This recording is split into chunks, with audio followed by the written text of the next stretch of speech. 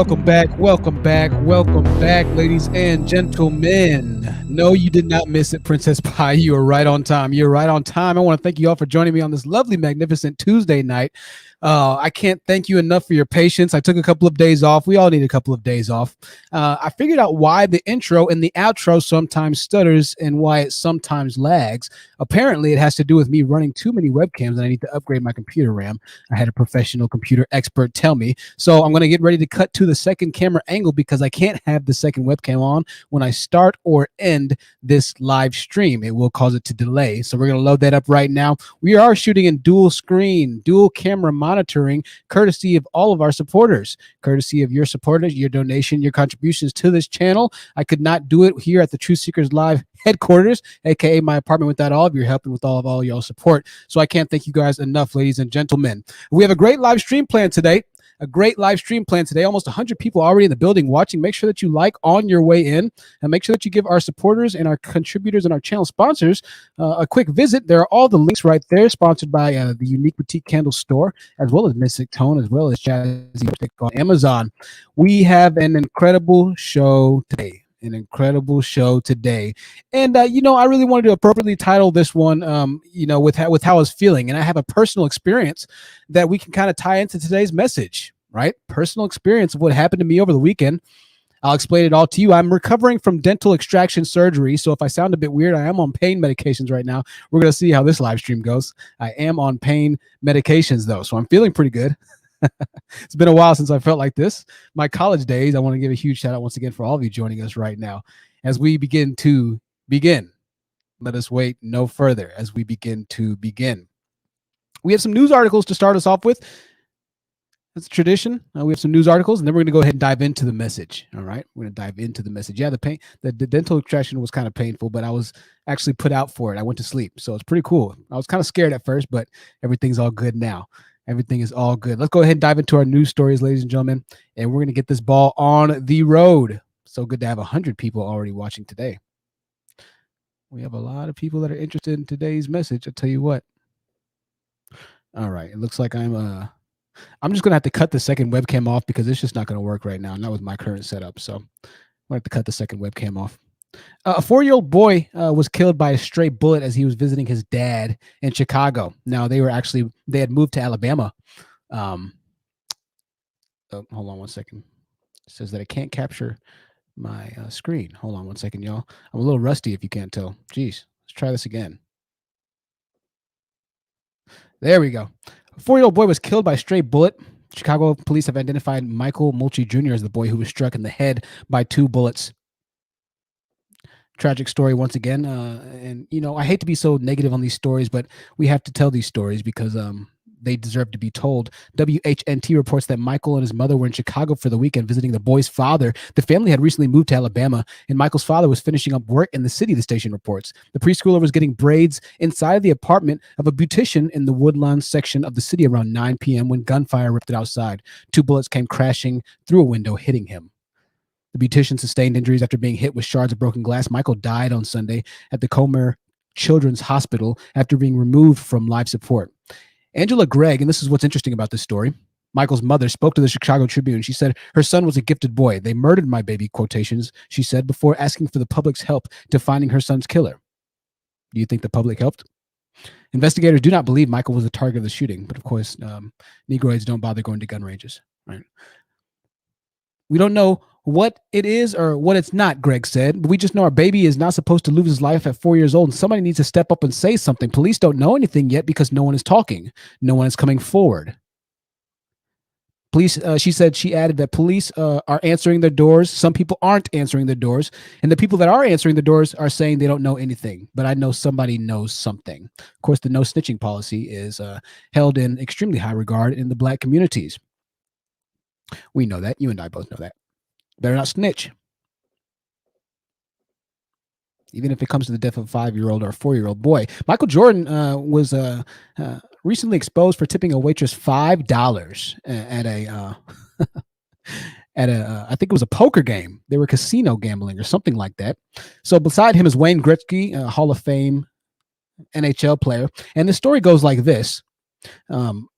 apparently they were out at a game or something like that, and at the end of the game, it's customary for you to tip the dealer, right, based off of your earnings. And if you had a great night, then you tip your dealer a good amount of money, right? Well, Michael tipped the dealer $5, and he was with Wayne Gretzky, and Wayne Gretzky took the $5 chip from the dealer and gave her a $100 tip, right? And I'm kind of bringing up the story because there's this running joke where if a black couple or if a black family goes out to eat, and I saw this myself because I was a server for years, nobody wants to take that table because it's assumed that black males generally don't tip, right? So just want to bring that article to you really quickly as we proceed with our news stories. Let's see. A volunteer crossing guard was actually killed during a split-second accident as he managed to push kids out of the path of an oncoming SUV, according to local reports. This is a crazy story. A volunteer cross guard was killed. Ashley Diaz was 45. She worked for the biotechnology firm, but gave back to the community where he grew up by volunteering at Stanley Middle School in Lafayette, the same Bay Area school he had once attended, his family said. Said he was filling in for another crossing guard on Wednesday when things took a sudden turn for the tragic. As the driver of a SUV barreled towards the crossing, a parent saw Diaz rush to a group of students who were barely able to get out of the way, and she saw him push the students toward the sidewalk and just out of reach of the car. He's a hero, and he put his life on the line to save a student. He should definitely be remembered. Apparently, the paramedics tried to give him CPR, but he died on the scene. Shout out to that young man who's a crossing guard who saved those kids' lives. Incredible. I bring these stories, and ladies and gentlemen, I know you might ask, well, we already have enough depressing news, truth. We don't need more of this. I need you to understand that life is very fleeting, and so I give these messages at the end of the live stream for you to really get out there and enjoy your lives and enjoy every second of the love, the family, the support, everything that you have in this world, because in an instant it can be taken. No crossing guard would ever expect to lose their lives doing something as simple as crossing children from one side of the street to another for the bus stop. Nobody would ever think that that's how their life is going to end. But these are the times we're living in, and life is fleeting, ladies and gentlemen. Life is fleeting. So we're going to go ahead and move on with our semi comments of the day. The comment of the day actually came to us from our subscriber in Chicago, and these are following up on our Tinder experiments, right? So we have more Tinder videos coming. I'm thinking of ways to revamp them, making it a lot cooler for y'all. But shout out to Cornelia, from Brooklyn, NYC for this. She showed me these while she created her Tinder account to figure out how many matches she had. Now, we already heard on the last live stream that we have ladies that have matched with thousands of men. Winner is not coming. However, winner is coming for Keith. Keith is a 47-year-old, in his words, custodian engineer. He's a straight man who lives in New York. Right? Apparently, he was 6 miles away from the lady who decided to go ahead and share this profile with me and bring this to my attention. I'll show you what Keith also said on his profile and why we're showing you this comment. He said, ladies, listen, that used coochie, forgive my language, ladies and gentlemen, this is what is on the custodian general, aka a janitor's Tinder profile. That used coochie means nothing to me, ... Every, in caps lock, woman has one. It has zero value. Your face and ass are merely what attracted me and also has no value. If your character isn't one that brings me peace and joy, please go F with them goofy dudes who tolerate BS. My time, energy, and money, the money he's making as a janitor, I suppose, are reserved for a woman that has emotional value to me. Kings for queens and queens for kings. Please, in asterisks, he leaves a PS message for us, wear the filter you had on in your pics when we meet. So this man who is a janitor, right? This man who is a janitor wrote and had the audacity to write something like that, right? And this is why we really do the Tinder experiments, just to show you that these types of buffoons and losers in life exist, and they want the outright full-on submission of women. They think that because they have the most remedial jobs, and listen, if you're a janitor, shout out to you. There's nothing wrong with that, being a janitor. But for you to expect everything that Mr. Keith, or whatever his name is, expecting is absolute ridiculousness. Absolute ridiculous. Absolutely. So I just want to show you those to y'all. And we're going to move on. More Tinder adventures is coming up. A lot of you wanted me to cover this story. And I decided I was going to go ahead and do it. I was going to make a separate video of it, but we're going to go ahead and do it before we get into the main topic of discussion, which is that black men don't even like black men, right? I wanted to cover this, though. It's by the comedian Ryan Ashley. And what's his name? Ryan Adams. And recently he did a video on Kevin Samuels. We're going to watch that. We're going to kind of annotate this because I believe that there's some good here. And what's interesting is that we're starting to see more of an influx of men who are starting to go against the destruction that Kevin Samuels is seeking to cause inside of the communities. Apparently, this guy used to actually support Kevin Samuels, which he'll admit to in the video. But I want to break this down for a couple of minutes before we go ahead and go on to today's discussion. All right. So let's listen to this. Women accountable. So when Kevin Samuels came forward, it was a breath of fresh air to me. But what I did. So he starts by saying, I enjoyed Kevin Samuels when he came forward because I believe that there's nobody holding women accountable, right? These black men always have this idea that everybody needs to be held accountable but themselves. The white man needs to be held accountable. Black women need to be held accountable. Asian men need to be held accountable. Everybody but them needs to be held accountable because they're victims, right? So just keep that in mind moving forward. But how quickly things changed for him. Didn't realize is how many bitch ass niggas he was going. By the way, this is going to be a warning filled, a language filled live stream, ladies and gentlemen. So warning, sorry. Going to empower all these niggas. If you ever see Kevin Samuels go live, just look at the live feed comments. Soon as a woman pop up, oh, she a 2. She don't deserve a man. Oh, she probably got 100 kids, whatever. All these no pussy getting ass niggas who ain't never had the bravery to speak to a woman can't do nothing but talk shit when Kevin is talking to these women. And men, us men who are handling our business and doing our shit, we come on, be honest. We know these niggas. We know who these niggas are. They're the same niggas that troll us in our comment section. And all I'm saying is it doesn't matter if Kevin is doing a service, because if he create 3 angels in women by teaching them to be accountable, but in the end, create 1,000 monster ass niggas that's ready to disrespect women on the back end, it's hurting what he's trying to do. Now you can still see that he supports Kevin, right? You could tell that he still has a soft spot for Kevin Samuels, and a lot of black men love, and even when they see the destruction that Kevin Samuels ultimately is causing, they'll still try and look for the positive in that, right? In what Kevin is doing, right? Which is at the end of the day, they'll try and say, hey, well, he is trying. He's trying to help the women be more accountable, be this, be that. But even he knows at the end of the day that if Kevin does somehow and does manage to create this woman that all these black men are claiming don't exist, which is not what he's trying to do, but if somehow he does try and do this, there are so many monsters now that it really wouldn't matter. And we say this all the time on this channel. God could literally slap a perfect woman in the face of these guys, but because they're so lost, because they're so evil, because they're so far gone, they would never be able to take advantage of it because they're such losers in life. They don't make any money. They don't have any drive. They don't have anything going on at that point in their lives. They won't be able to actually carry that woman into the next phase, the next step of adult, mature relationships. They wouldn't be able to do that. They just don't have it, right? And we say this all the time. So let's continue here before we move on. Why the fuck does it even bother you that I use this picture? Oh, he looks gay in that picture. Oh, that's why you're using it. Want me to use this picture? What about this picture? Maybe I should use this picture. The reason it doesn't matter what picture I use, because Kevin Samuels looks gay. He's not gay. The singer Neo had the same issue. He would take all kinds of pictures that make people question his sexuality. When men are raised by women and they don't have any male influence whatsoever around them, they tend to take some zesty ass photos.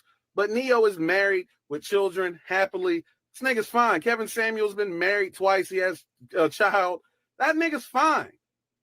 But you niggas is so. And listen, I want to say this before we kind of move on.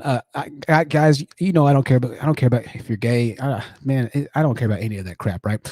But what Ryan's getting ready to say here is very important because it speaks to, once again, another level of hypocrisy that black males have. You and I both know that in black communities, black homosexual males are eviscerated on a day-to-day basis by these super hyper anti homosexual black males who are gay in black communities, who grew up in the hoods, most of the time have to find friendship and acceptance within the hearts of black women, right? And so Ryan's getting ready to address this, but the way he does it is very interesting, and I like the way he did that. So let's continue on for a second. So scared of me saying something negative about your daddy because you ain't have no man to look up to, and now you seeing somebody stand up. You know what I mean? The women like you couldn't do. Now all of a sudden you want to rally behind them. You know the most dangerous thing in the world for a woman is a man. The thing that hurts women more than anything in this world are men. That's why women continuously say protect black women. Look at the significant amount of black women who are sexually touched by somebody they know or someone in their family when they're young. The number is significant. Or the story about the black woman in New York who just wanted to grab a bottle of wine after work and a dude offered to pay for it. She was like, no, thank you. So him and his friends jumped there and he tried to bite her eye out. Or how about the girl in Atlanta who was on a scooter date with her man and a dude drove up in the car and tried to holler at her and then she was like, no. So he shot. Yeah, he's spitting facts now, and this is what we're going to start seeing, ladies and gentlemen. Eventually, and I'm not saying, obviously, he probably has never heard of me before, right? But eventually, as we continue these videos, more guys are going to start to wake up to these facts, which is that, you know what, something is off, and this isn't right, right? There's something going on here, and so I'm glad that he's addressing this. But obviously, he's being met with a severe level of backlash from black males, right? Shot her in the leg. What about the girl who goes to LSU that they just found in the Mississippi River? You want to know why shit like that happens? Well, when you're on a date, right, and a girl takes a picture of you, or she texts her homegirl who she's with and where y'all are going, or she takes a picture of your license plate. You want to know why shit like that happens? That shit used to offend me. But then it dawned on me that there's a lot of you psycho ass niggas out there. And the most dangerous thing in the world for a woman is a man. But women are all over the place screaming, protect black women. And y'all like, oh, this is a false narrative. This is crazy. But then if I say I'm going to make a video about Kevin Samuels, y'all are like, protect this nigga at all costs. What? Y'all don't see how weird that is? Now, I ain't saying he gay, but y'all got some shit y'all might want to work out. And y'all are the same niggas that made me popular for calling Odell Beckham gay. There's no video of Odell Beckham out here fucking another man. We all laughed about me joking about him possibly being gay. But the actual thought that I might say that about Kevin Samuels got y'all niggas panties in a bunch. Now ask yourself why that is. I miss the days where Kevin Samuels used to talk to you beta ass, no male role model having ass men. And he used to correct you. I would love to find out who Kevin Samuels ran into to make him the way that he is, because he openly admitted that a lot of people were shocked that he didn't end up being gay because he was so effeminate. And the first time he really got to be around men is in college. I love how open this man is about it. And then when he saw that behavior in other men, he would check them.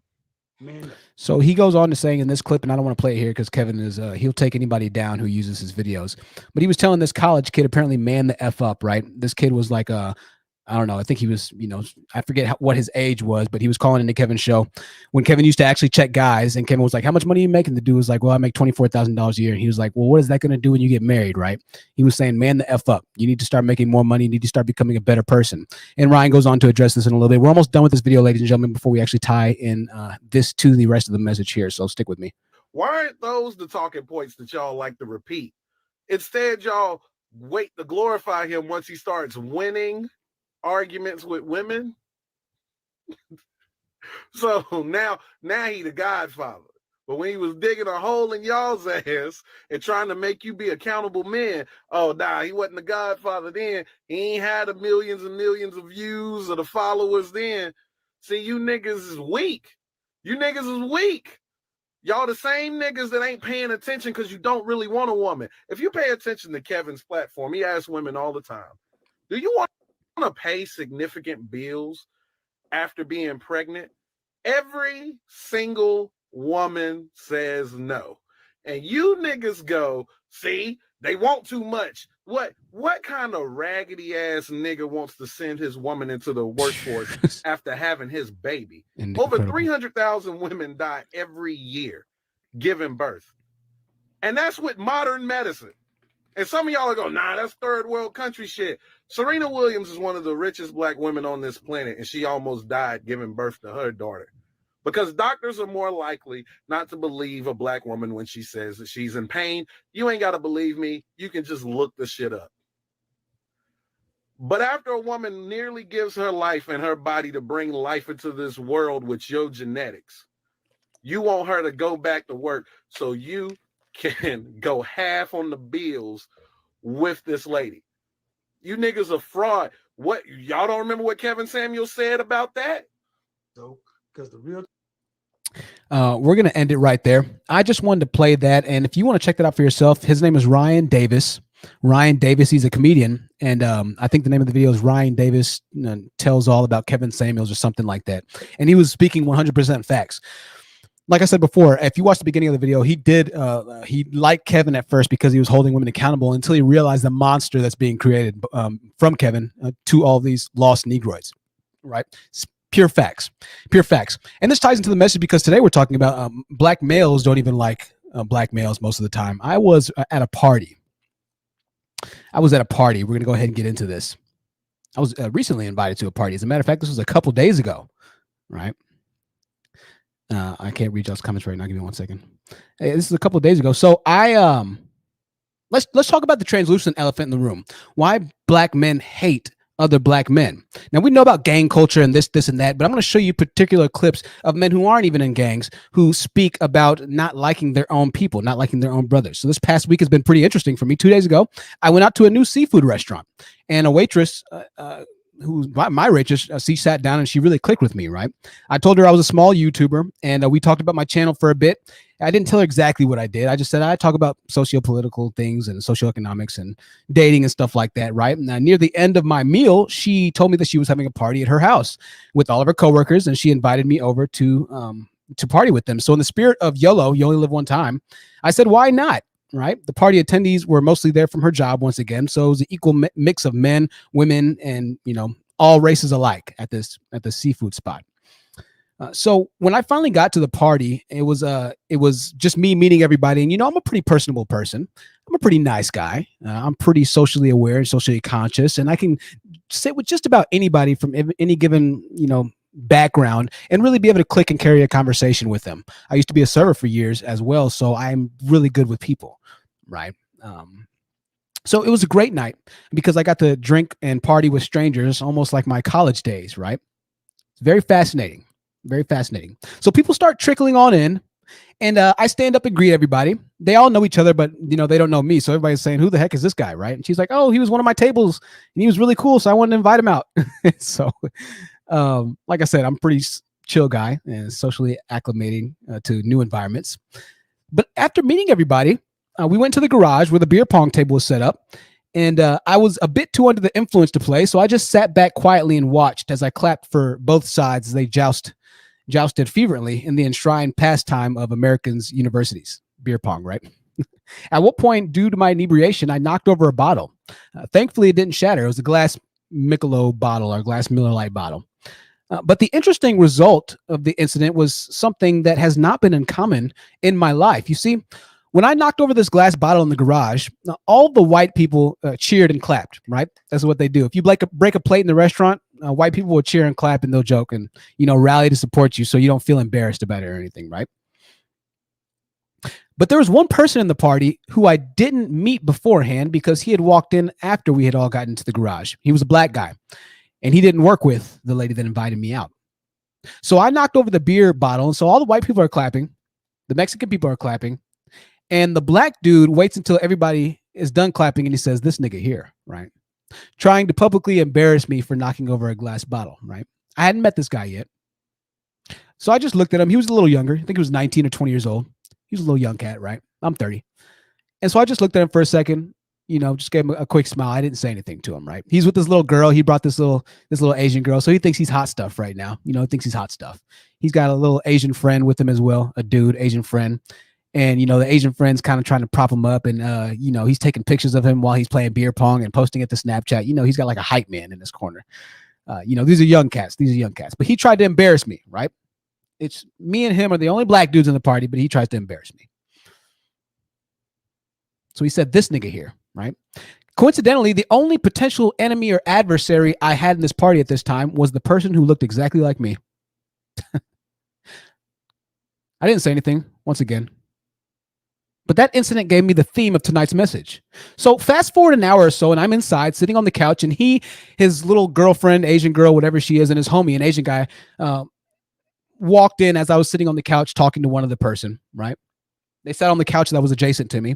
And in all fairness, when they sat down and when we were away from the public, we were just talking, right? And then I sensed like they were a little bit more down to earth. He was a little bit more down to earth. And he actually invited me to partake in the party favors that he had brought with him to the party, right? So his little girl asked, what did I do? I told her I do YouTube, and she asked for my channel, right? It's always an interesting response I get from black guys when I give them my channel and then they see the names of my videos like black men have no value, why black men are terrible leaders. So I was a little bit not nervous, but I was like, well, here we go. Let's go ahead and explain. And so they start scrolling through my channel and they were just kind of looking at each other. And she looked at the Asian dude because he was looking at my channel on his phone too. And then they looked at the black guy and he was like, what? And so she was like, so what do you mean black men have no value? And they all started laughing, right? She laughed at the brazen identity of my channel. And I began breaking down the situation that had happened not even an hour ago between he and I, between the only black people in the party. Meeting her boyfriend in a meek exchange of emotions, only to be clowned in front of the entire party due to my nice guy demeanor, right? I explained how black men truly don't like other black men and how there's always hostility. And I talked about how when I dropped the beer bottle not even an hour ago, how he tried to call me out in a negative way or tried to publicly humiliate me. And now all of a sudden it starts making more sense, right? Now all of a sudden it starts making more sense. So this situation that he tried to call me out on, it eventually essentially proved my point of today's message, right? Which is that there's a natural hostility between black brothers. And it's interesting because we call black men brothers. Hey, brother, it's good to see you, brother. We give them such an endearing term of endearment. To call somebody your own brother, your own family, your own kin, your own bloodline is such an endearing term. But 99 times out of 100, this person calling you a brother will not treat you like a family member nor a brother. But I think it's interesting that we came up with this concept that somehow we're all brothers in the same race, when in reality, black men know that no other black men that they meet who are strangers are their brothers, and that very few of them truly have their back, right? This is just the true nature of being a black man in the black community. There is no brotherhood, right? Outside of, obviously, the brotherhood surrounding destruction, gangs, Kevin Samuel's channel, as far as publicly humiliating and ridiculing women.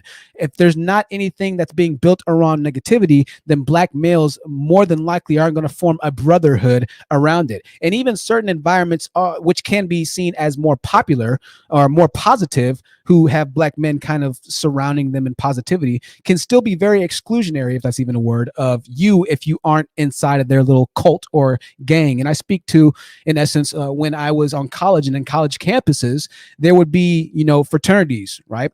And there's nothing wrong with fraternities. I know a lot of you are from fraternities and sororities and things of that nature, but I was approached by a fraternity and I didn't want to be a part of the fraternity at the time. I just didn't see the need to join a college frat. I'm cool to just kind of do things by myself. I didn't want to join a college frat. And so these guys were really nice to me and really kind to me and everything when they wanted me to join the frat. And the second I turned them down and said, no, I'm fine by myself, but hey, we can still be friends, they decided to just pretty much exclude me from the group. They were like, no, he's not going to join the frat. He's not this, he's not that, he's not down with the cause.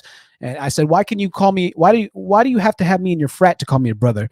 But you can't just accept me as a brother outside of this identity, right? If you don't fit a certain identity with a lot of black males, then you aren't their brother.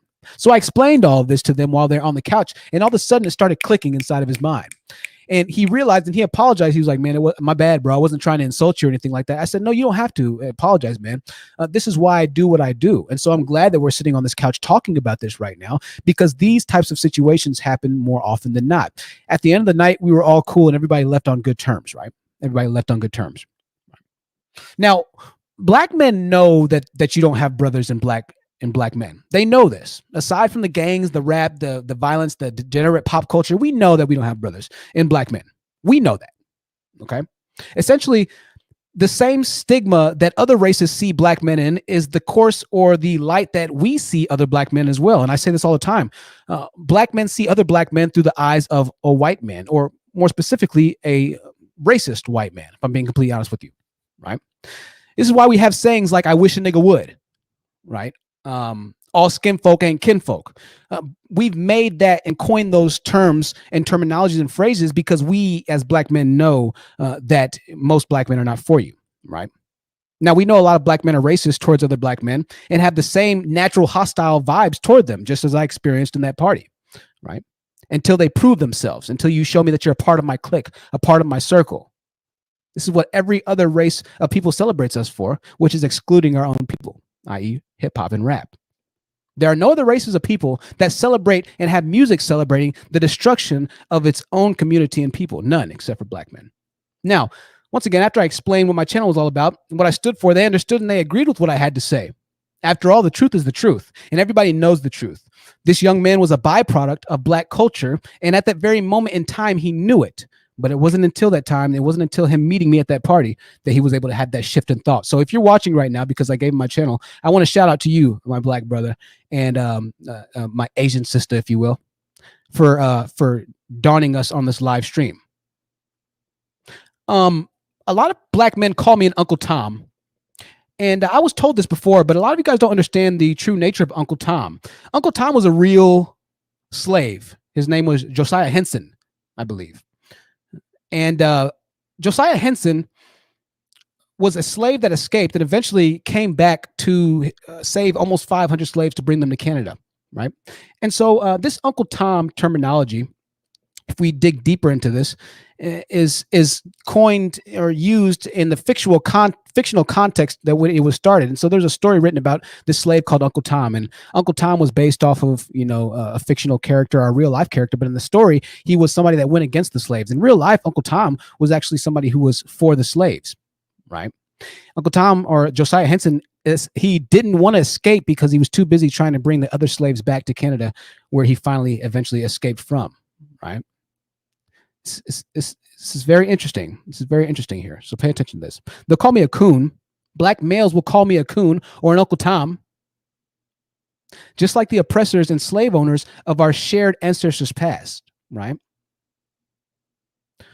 Once again, black men see other black men through the eyes of white men. So even though I say everything I say on this channel, even though I can spit truth bombs, and Ryan Ashley, or whatever his name was, Ryan Adams, can spit truth bombs, they will call you a coon for speaking the truth.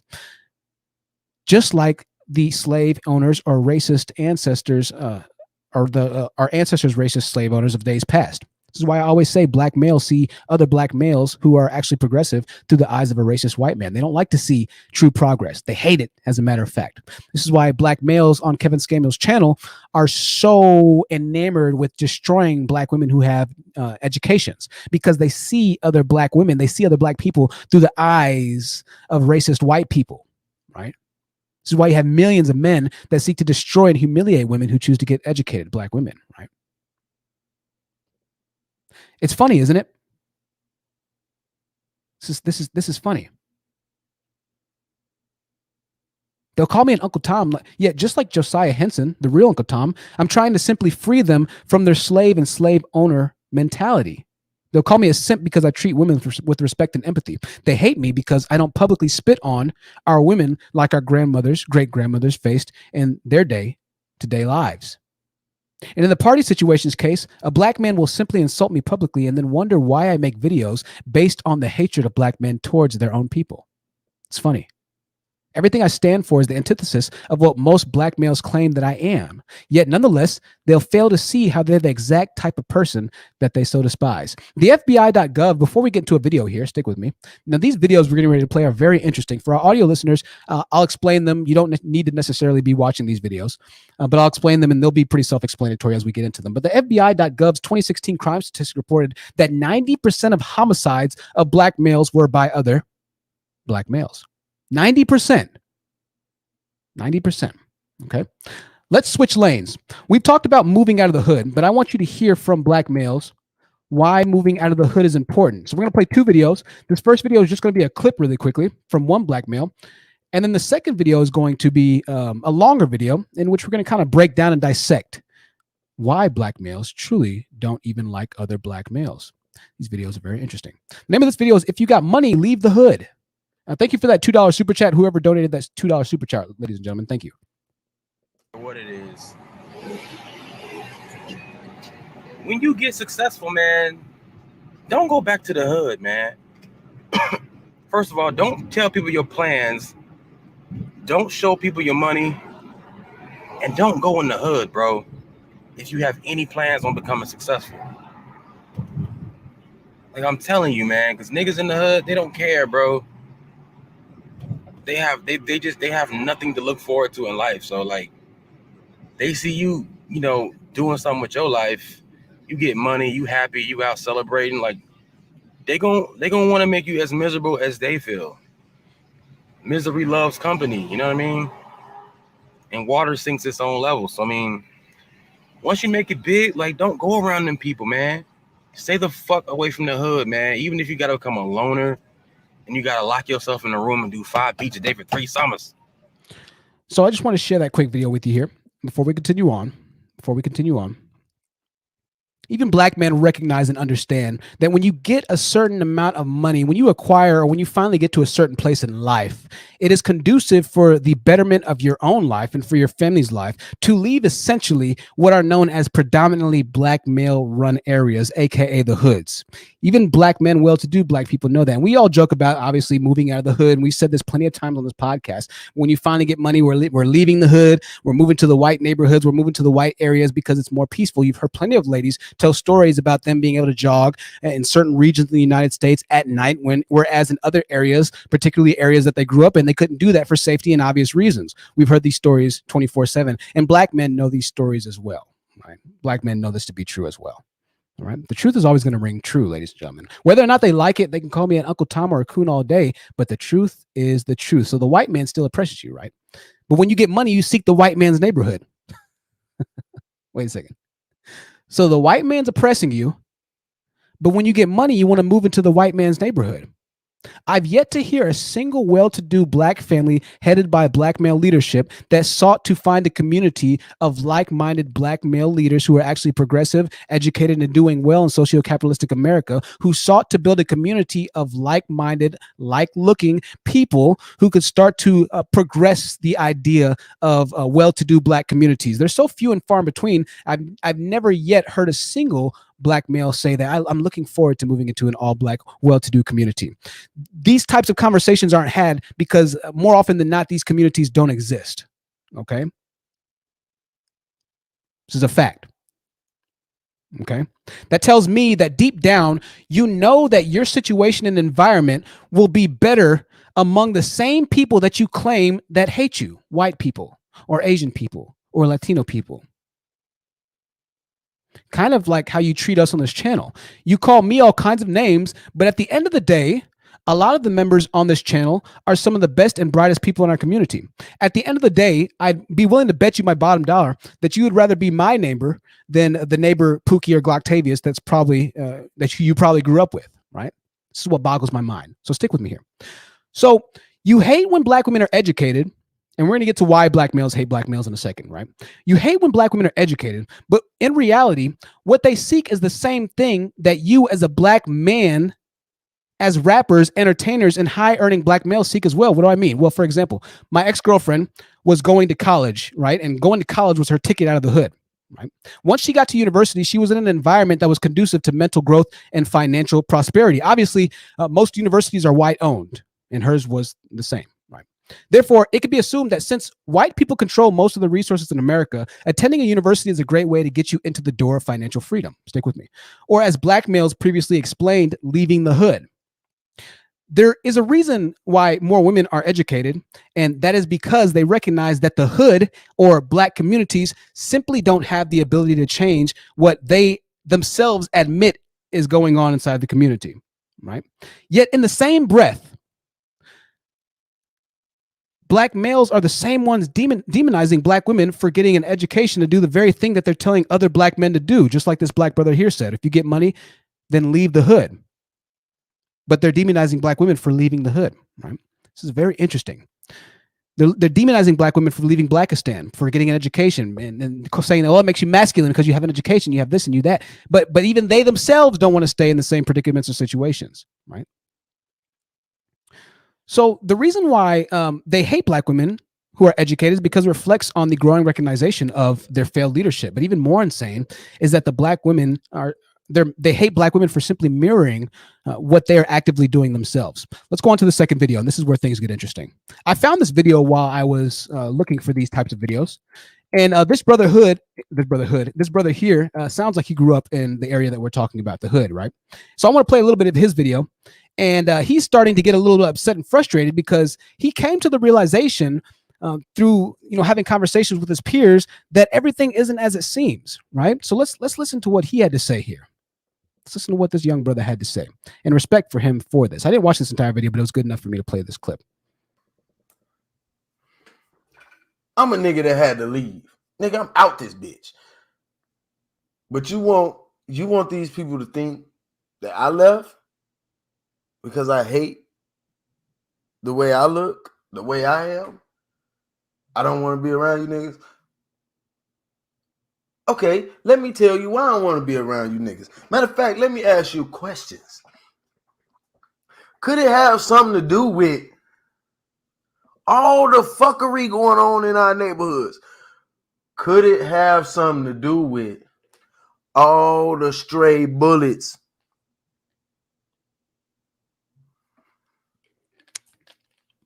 When you look in the suburbs, just go past 10 years in whatever suburb you can think of. How many kids under 12 have been hit by stray bullets in that suburb?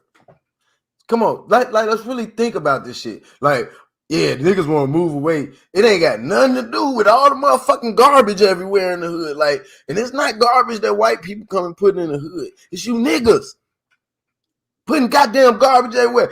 How the fuck you in the park? It's just garbage everywhere, all over the ground, but the garbage can empty. Now, what he's saying is something that we all know, and if you grew up in the hood, you particularly know this. The hood has no pride in its identity. It has no pride in the look of it. As a matter of fact, Cerebral did a video. Cerebral, I'll make sure to put her channel links in. But she made a video on why doesn't the hood still at least try and take care of the buildings, mow the lawns, seek to keep the trash away? Because when you move in or when you see these environments, it's like, guys, I understand that there's poverty here, but where's the pride? There's no pride in the community, even if it is a lower income community. You just don't see that in the hood. And this young black brother is finally starting to wake up and identify with the true nature of what's going on inside the black community. He knows this. As a matter of fact, every single ignorant buffoon that follows Kevin Samuels knows this as well. But somehow these niggas have formulated in their minds that these black males are the same black males that black women need to follow in submission of. Somehow niggas have formulated in their minds that instead of trying to actually address the true situations like this brother spoke on, bullets flying into people's houses, instead of addressing the true situation like this brother just spoke on, like we always speak of, littering and the low property value of black communities, instead of trying to address the real problems that could actually solve sustainable change, they decide to attack women. And we're starting to see an influx right now of black males who are starting to speak out against these types of ignorant brothers. And unfortunately, most of black men are ignorant in the state right now. But this is why I make these types of videos, because black brothers like this who might eventually run across this channel, or a black brother who is thinking the same way this brother is thinking, might eventually see our videos and say, you know what? That's kind of true. I'm tired of living amongst niggas too. And I'm a nigga. Black men, most black men don't even like other black men. This is a fact, bro. I just had it, and I want to wear a webcam sooner or later. I'm going to wear a webcam, and I'm just going to walk in the area where a lot of black men are at. And I want you to pay attention, and we're going to make this a live stream. I'm going to try and hold a phone to my chest. I want you to pay attention to my response and how I greet them, and how most of them, when I say most of them, 70% of them won't even say anything back to me. As a matter of fact, when I walk past most black men and I look them in the eye, they don't even have enough courage or decency to look me in the eye. They'll look at the ground real quick. If I say, hey, what's up, man? They might go, what's up? 20, 25% of the time, the 60% of the time, 70% of the time, they look away as if I don't even exist. Most black men don't like other black men. This is why there is no black community, because black men have never liked each other. They've always seek to do harm to each other for thousands of years now. And so what we're seeing now is a culmination of millennia, essentially, of black males hating themselves, right? And so the women are getting tired of it. They're saying, no, we don't want to follow under your leadership. We don't care. We don't even care if we do die alone. It's better to die alone in peace than to have to deal with you incompetent Negroids who still can't get their shit together. Niggas can say whatever they want. They can claim on Kevin Samuels' channel that they're all a brotherhood. They can do this. They can do that. Please. Niggas don't like niggas. It's a fact.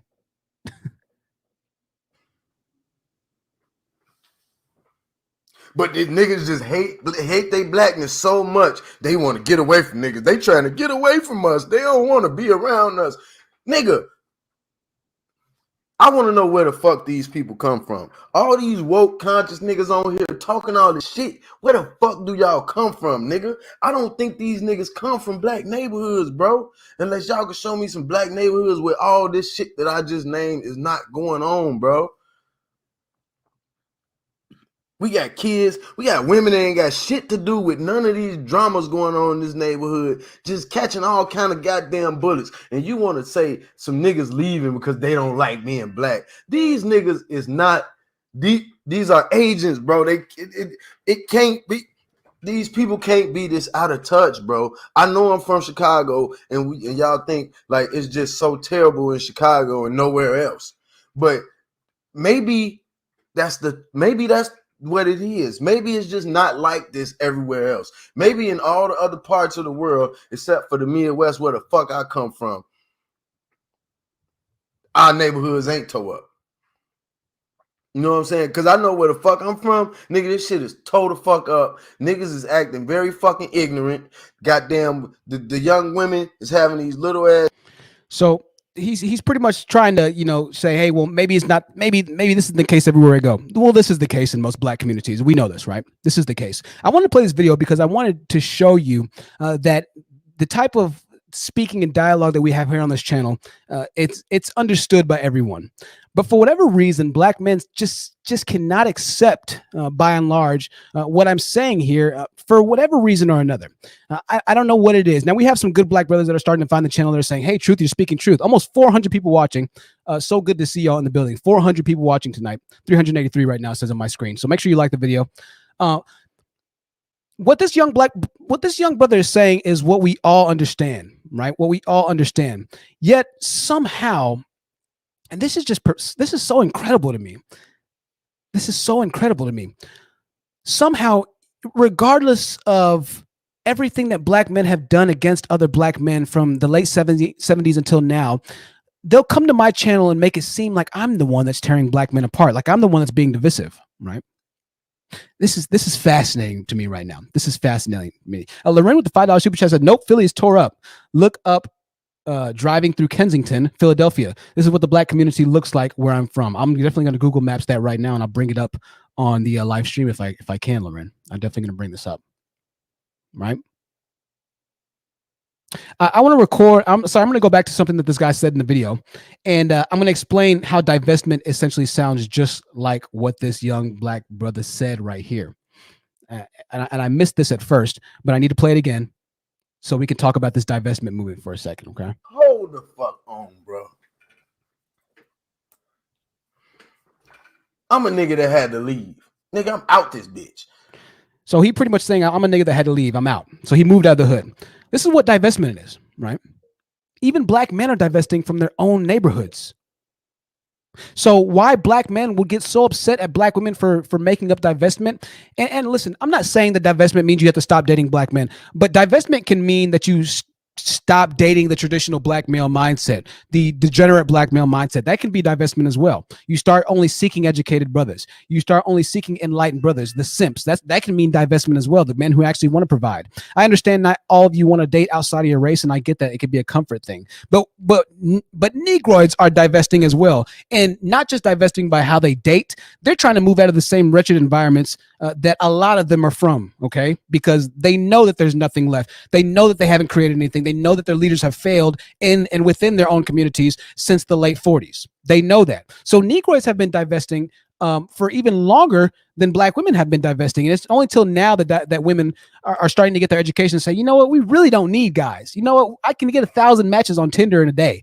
So this brother is explaining divestment right here. It's just in the sense of a man, or it's in the sense of a black male, right? And this is crazy here. So in reality, divestment is doing exactly what black males tell black women to do. The Manosphere tells you to date better men.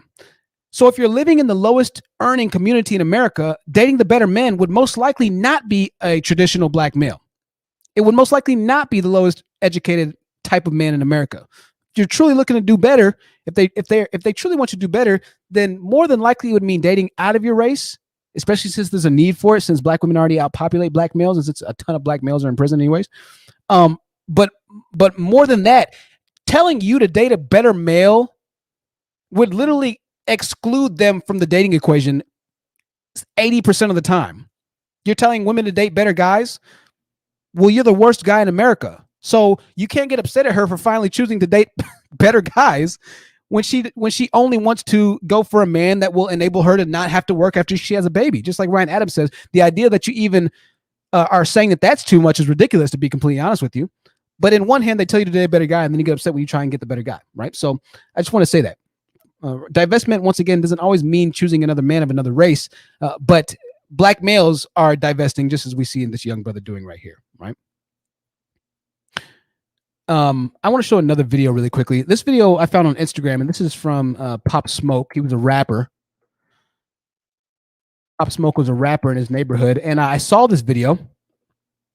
Thank you for the $2 super chat. Miss Know It All says black men hate black men because the made them black men don't rate. I'm sorry, Miss Know It All. I really can't even read that, but thank you for the super chat. Moto Kododo says there are more women in college than men in general. How would this affect the black community? I'm not quite sure what you mean, Moto Konodo. There are more women in college than men in general. How would this affect the black community? I don't know what you mean. When we open up the panel here in a little bit, you can come up with that question and ask me what you mean. Try and clarify that for me. All right. Pop Smoke was a rapper who took care of his his brothers and things of that nature. Ty Gemini says black males are the first divestors. Absolutely. And recently, a video was shown of Pop Smoke's mother and father cleaning up his gravesite. If you didn't know, Pop Smoke was killed while he was in LA. And this was his gravesite, but I'm going to show you this video really quickly. It's a very interesting video.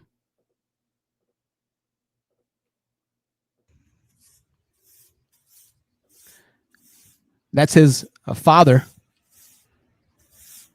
and mother cleaning off his gravesite, right? They're sweeping it up. Now, what's more interesting to me is that Pop Smoke's homies, who he grew up with, who he put on, who claimed to love, you my dog, you my dog, you my dog, the brotherhood, the brotherhood, the brotherhood. What's more fascinating to me is the fact that they weren't there to clean it up. They're nowhere to be found. So now his parents need to clean up his gravesite because the homies simply have disappeared. Right? They used to be dogs. They used to be boys. They used to be riders. They used to be this. They used to be that. I'll kill for you. I kill for you. His gravesite was vandalized, Caleb B says. Yeah, his gravesite was vandalized, but nobody was there to clean it up that were his boys. Only his family came to do it. Right? I don't know if his mom is African.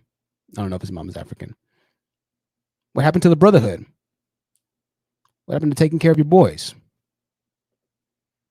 The very least you can do is make sure that your homie's gravesite is taken care of, right? The very least you can do. Now I want to show you another video. Lots of videos tonight. But I found this video, and a lot of you are going to say this is mammy and this is that. I don't talk or call people mammies because I just don't have the ability to do that, right? I'm not in that lane.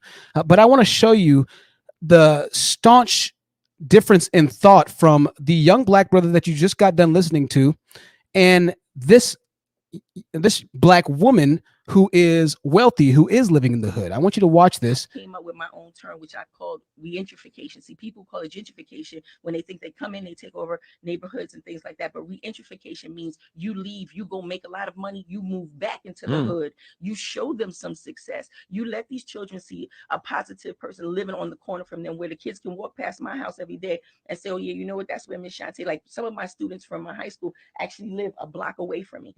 And so what they'll do is in the mornings, they'll be like, oh yeah, no, Miss Shantae lives there. Like, yo, do you know anybody with $1 million? They'd be like, yeah, Miss Shantae got $1 million. She's right there. And now it's like, Miss Shantae got a movie and she lives right there. And they need to see this. They need to know that it's more than just on television. They need to know that it's more than out of reach, or everybody doesn't get their money and run from the hood. Some of us make money, run back to the hood and try to fix it. So this is very interesting here. This lady's name is Miss Shantae. I'm not familiar with her, but I understand how you'll say, "Oh, this is mammy. This is that. It's a bad idea." But this is why black women out-educate black males. Black women have found essentially the way to do better for the communities as a result of their terrible leadership in black males. Black males seek to run from the hood, right? Just as a young black brother said, he said, I'm tired of this, right?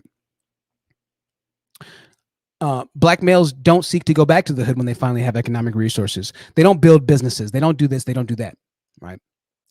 And so the reason why Goldman Sachs decided to go ahead and invest in the women is because they see women like Miss Shantae here. They see that women are much more closely knit to the community. They see that women will go back to open up businesses inside the hoods and the communities. They see that. So they see women, black women in the black community as a much more worthwhile investment, right? But black men hate each other so much that when they finally do get the opportunity to leave, they're gone. Okay, they're absolutely gone, right? And I can't even say that I blame them, to be completely honest, right? I can't even say that I blame them. But I just wanted to show that video to show you the staunch difference in mindset and mentality. I showed you the video of Africans, and there were two different Africans, both of whom were wealthy. And it was a wealthy African singer who was a male, and he lived across the bridge or across the waters from the poor community where his apartments were, right? And so every once in a while, the fishermen out there would say, hey, can we get some money? And he'd throw them a little bit of money, right? And so that's what the black male did who was wealthy in Africa. The black female opened up a business that was somewhat like an Ubering service type thing, right? And she hired a lot of black women, and she took her money that she made in America, brought it back to Africa, and started opening up businesses because she said that African women have a hard time opening businesses. Why am I saying this? All around the world, there's an issue with black males. All around the world. And the issue is black males themselves. The issue is that black males seek help outside of everybody but themselves. And the very best of them, the athletes, the rappers, even the ones who do go on to go to college, who leave the black communities, end up contributing to the same problems that are going to plague the next generation of people as they complain about it in Kevin Samuels' live stream. Black males have such a high disdain for themselves that the ones who finally do get the ability to go on to do better things, they don't even have regret. They don't even have, there's not even an inkling of a thought that says, oh, you know what, maybe I should go and give back. There's not even a second thought. It's not even a New York second. They're like, yo, I'm out. I'm out of the hood. F you niggas, F them kids, F everybody. I've made it out of the hood. That's how black males see their own people. They see it as something to get away from, right? Rappers rap about escaping the hood. Nobody raps about coming back to the hood to giving. Nobody raps about this. Nobody raps about that. But just as the video I showed you would explain, the black women who are actually trying to give back to the hood, who are opening up more businesses that black men are denigrating them for opening in impoverished environments, who are going to college to try and get different loans and grants and things like that nature. Black men hate themselves. They hate their community so much that they'll even attack the very people that are trying to bring up the community of which they're trying to escape from.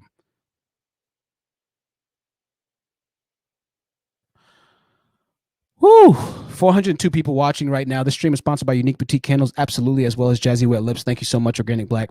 Thank you so much, Organic Black. This is insane, man. This is insane.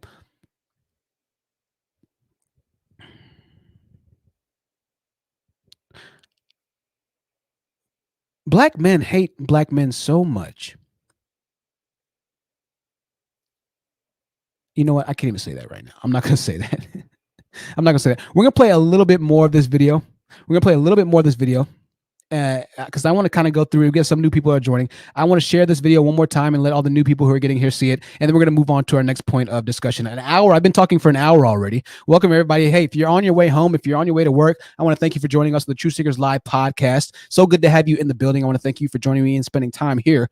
It's an honor to have you here. 408 people watching. If you're enjoying the show, then by all means, feel free to donate to it. If you would like to donate directly, you can support this show and this content through the PayPal or through the Cash App. Forgive me if you've already donated through the PayPal and Cash App. My phone's actually on the counter. And so if you have, I'm sorry for not reading out your donations and your contributions. This show is directly sponsored by you. And the donations do go in part to making this a better quality show for you. So let's watch a little bit more of this video, and then we're going to continue on with my dialogue. Hang around because we will open up the panel for a live discussion. We will open the panel. All right. Let's watch a little bit more. But you want these people to think that I left because I hate the way I look, the way I am. I don't want to be around you niggas.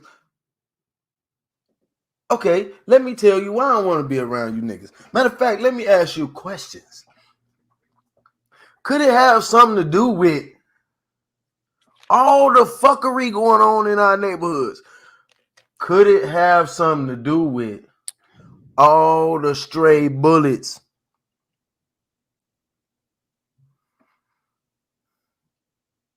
When you look in the suburbs, just go past 10 years in whatever suburb you can think of. How many kids under 12 have been hit by stray bullets in that suburb? Come on, let's really think about this shit. Like, yeah, niggas want to move away. It ain't got nothing to do with all the motherfucking garbage everywhere in the hood. Like, and it's not garbage that white people come and put in the hood. It's you niggas putting goddamn garbage everywhere. How the fuck you in the park? It's just garbage everywhere, all over the ground, but the garbage can empty. But these niggas just hate their blackness so much, they want to get away from niggas. They trying to get away from us. They don't want to be around us. Nigga, I want to know where the fuck these people come from. All these woke conscious niggas on here talking all this shit. Where the fuck do y'all come from, nigga? I don't think these niggas come from black neighborhoods, bro.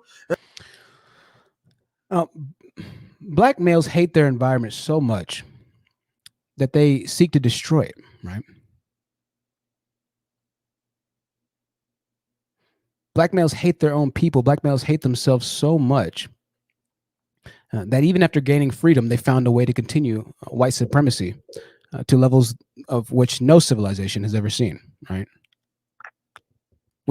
Black males have popularized killing black males and have garnered support from every other race of people to supporting that mission of killing themselves and rapping about it and actively doing it. Black males hate their own people so much that if you try and bring order through snitching, quote unquote, and explaining who you saw in our earlier news article, shoot into a random house and kill the 4-year-old child that we read earlier in today's live stream. If you explain what you saw, black males have so much hatred for that they'll come and kill you as a result, right? Black males hate their community so much that they seek for destruction to take lead over order. Right? What kills me is every single black male knows this. In their heart of hearts, they know this. They know this to be true, right? But black males hate me so much that they would prefer that I didn't tell the truth, that I didn't actually try and help the same community of which they continue to destroy, right? Think about that. Think about hating somebody. Think about hating progressive thought. Think about hating an enlightened brother so much that even after you hear the solution to the problems that you claim to be afflicted by, you hate me so much that you would rather I didn't even bring it up to begin with. That's a new level of hate. I know people can hate other people for, doing well, doing better in life, being jealous of this, being jealous of that. But when I try and say the things that can help solve a lot of the issues in the black community and you still have a problem with it, that's a new level of hate. Mylene69 said, I never met a group of men who hate their living situation so much yet fail to change it. This is what I'm saying. This is a new level of hate. Good night, Queen Ishin. Good night. This and thank you for the super chat. I appreciate that.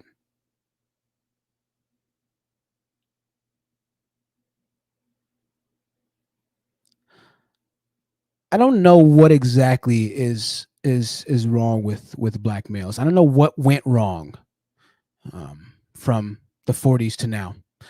I don't know. All I know is that there's a pervasive mindset that takes place and root inside generation after generation after generation. And slowly but surely, we have a couple of people who are starting to wake up to the truth. Slowly but surely, right? And thank you for the $5 super sticker, Bougie Bella. Slowly but surely, we're starting to have people wake up to the truth. Our women are starting to wake up right now. right?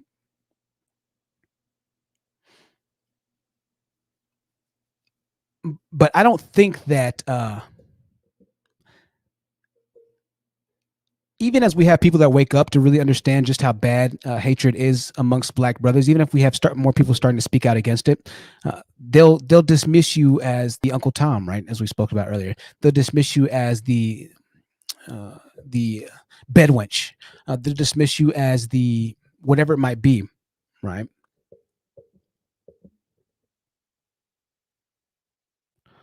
It's very interesting. Very interesting. I don't know the panel here. If you want to hop onto the panel and let me know what you think about today's message. I've been talking for an hour and 8 minutes. Forgive me, y'all. I am somewhat under the influence of pain medications, so trying to keep it together here. I feel like I did a pretty good job, a pretty decent job. Here's the link to join the panel there. Explain to me, especially for the guy that super chat, what exactly you meant. I would love to hear more about what you're talking about as far as women in college goes and things of that nature. We will be keeping it a little bit quicker. We will be keeping it a little bit quicker because we want to make sure that we give everybody a chance to speak. 400 people, almost 400 people are watching right now. And so I'm sure we'll have a couple that want to, say a couple of things. So we're going to try and keep it quick. Don't be embarrassed or agitated if I have to cut you short. I apologize ahead of time. Just know that we have to keep things kind of moving on. I want to thank you, Tremaine, for donating on Cash App. I appreciate that donation, $25 donation from Tremaine on Cash App. I appreciate that, my dear. Thank you so much. We're going to put that in the super chat right now. Super chat right now. I'm sorry, in the chat box. Thank you. And we have the panel filling up. Why is it wrong for Black women to not like Black men when Black men don't even like Black men? How does that work out? How is it okay for Black women to divest from you when all you do is listen to music that celebrates killing Black men? How are you upset at Black women for not wanting to date the same men that you hate? How does that work? I'm genuinely curious. How does that work? We have D. Welcome back to the panel. D. We have Charlie Brown. We have Ty. We have Miss Know-It-All, J-Lo Monet. We're gonna get to everybody in 1 second. How does that work? It's a very, very interesting question there. We have Loren as well. We're gonna go ahead and start this off with D. D is gonna surely start off our fireworks in the chat. D, it's good to see you back in the building, D. We're not gonna go too hard on you today, unless you absolutely deserve it, right? We're not gonna No, you're fine. You're fine. I appreciate you. I agree with everything you said. Well, thank you, D. I appreciate that, man. I know we have our differences, so the only disagreement I have is, well, it's not really a disagreement. It's just, I guess, like a postscript. Like, why don't we just focus on the Black men who are trying to better themselves and do well in their lives? Like Kevin Samuels, I'm not trying to. I'm just gonna repeat after what he says. He touches on the Black males who are doing well in their lives and who can actually offer something to Black women, So why don't we just focus on them and leave out the Pookies and Ray Rays? Yeah, well, I think that's a valiant thought. Unfortunately, just to answer your question directly, addressing and sticking with the Black males who are doing well for themselves. I mean, there's not much need to really talk to them because they're doing a little bit better. But B, it's two different conversations that we'd have to have because we have a lot of Black males that are once again deciding not to go back to give to the community, right? And so we're kind of talking about this right now tonight a little bit, where I spoke and I mentioned on the fact that even as Black males continue to do well, if they do well for themselves, if they go on to make a lot of money, they escape the hood and they don't seek to go back. We showed the video of Miss Shantae saying, well, hey, listen, we need to start reinvesting in the hoods. We need to start reinvesting. And so I do cover it, sporadically as need be, but in some other live streams, we might try and address the Black males who are doing well for themselves. But to be honest with you, even the Black males who do well for themselves seem to divest from the community as well, And so I appreciate that comment. We'll try and come back to that in a little bit, D. So I appreciate that comment, man. I'm gonna let Country Boy go. I haven't heard from Country Boy before. I think he's new to the panel, and then we'll get to some of the ladies on the panel as well. Country Boy, welcome. It's good to see you. What did you have to add to this discussion here? And unmute your mic if you can, Country Boy.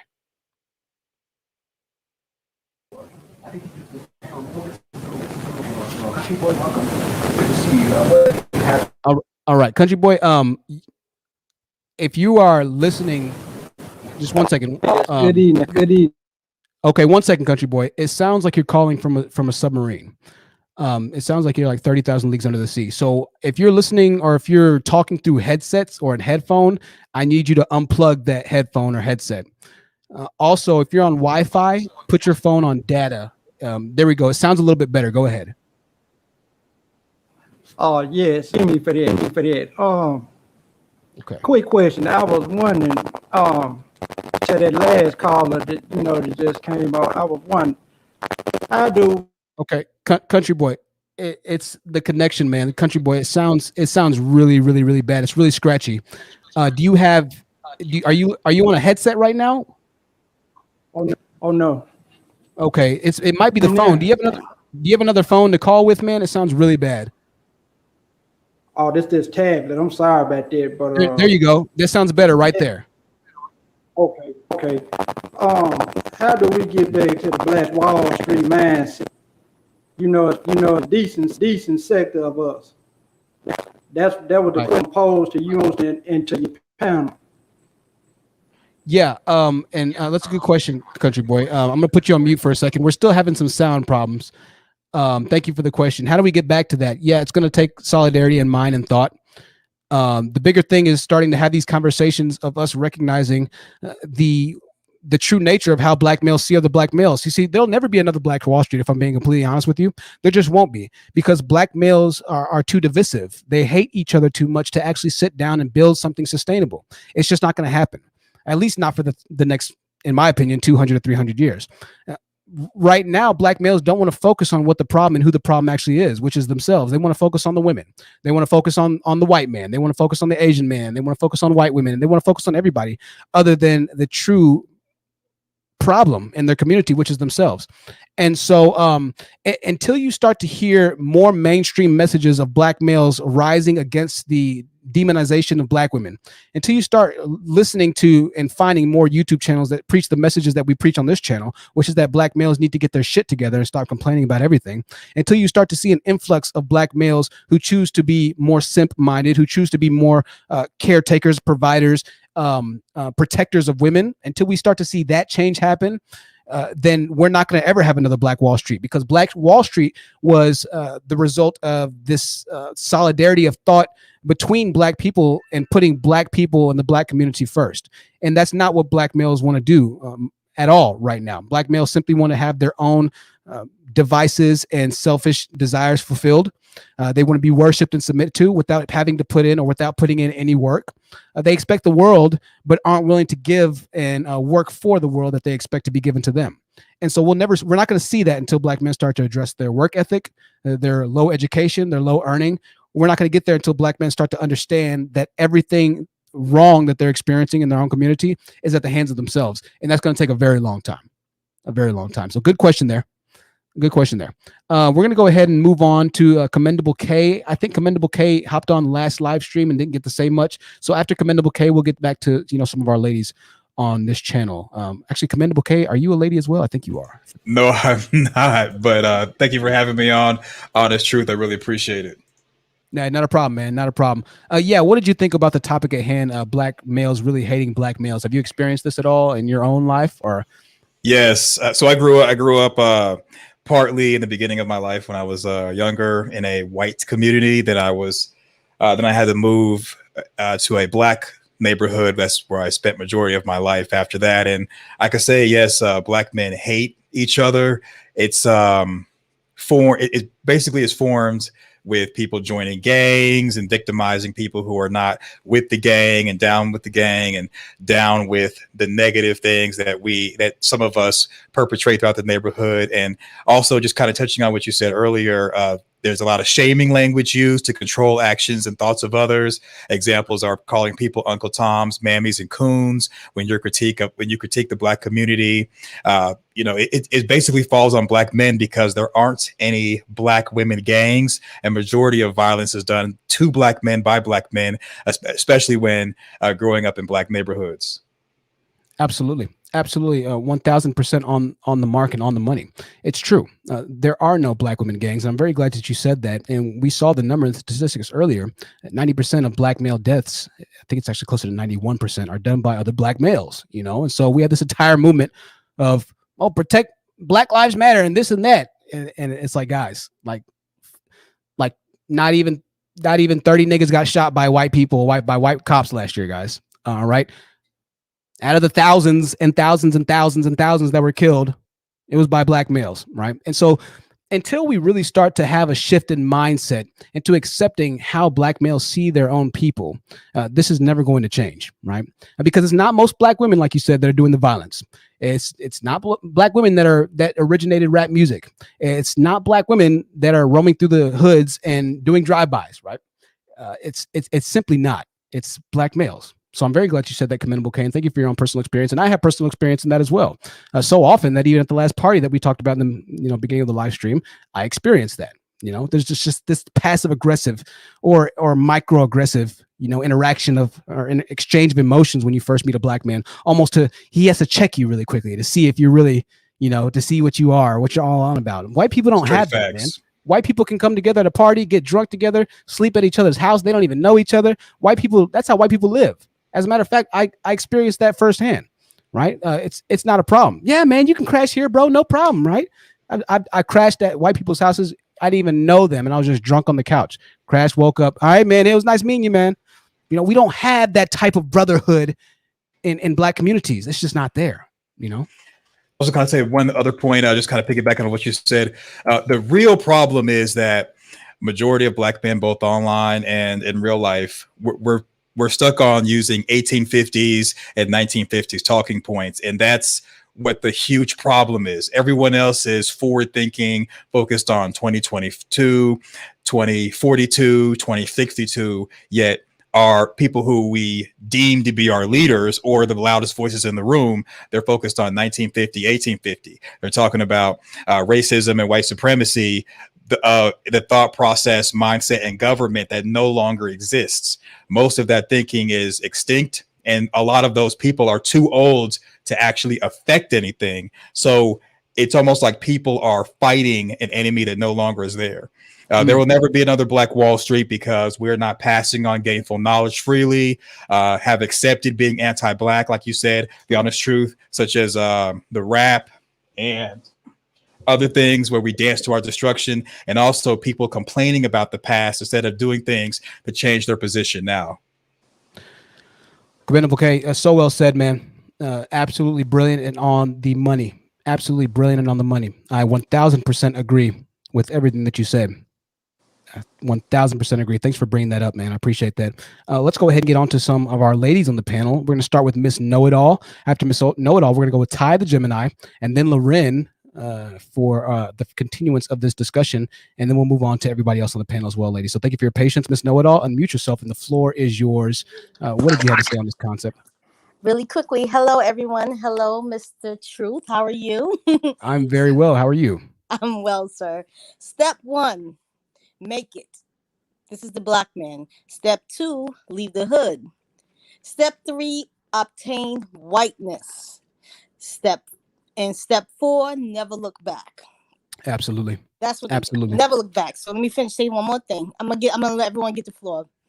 Black males hate Black men and Black women because we made them Black.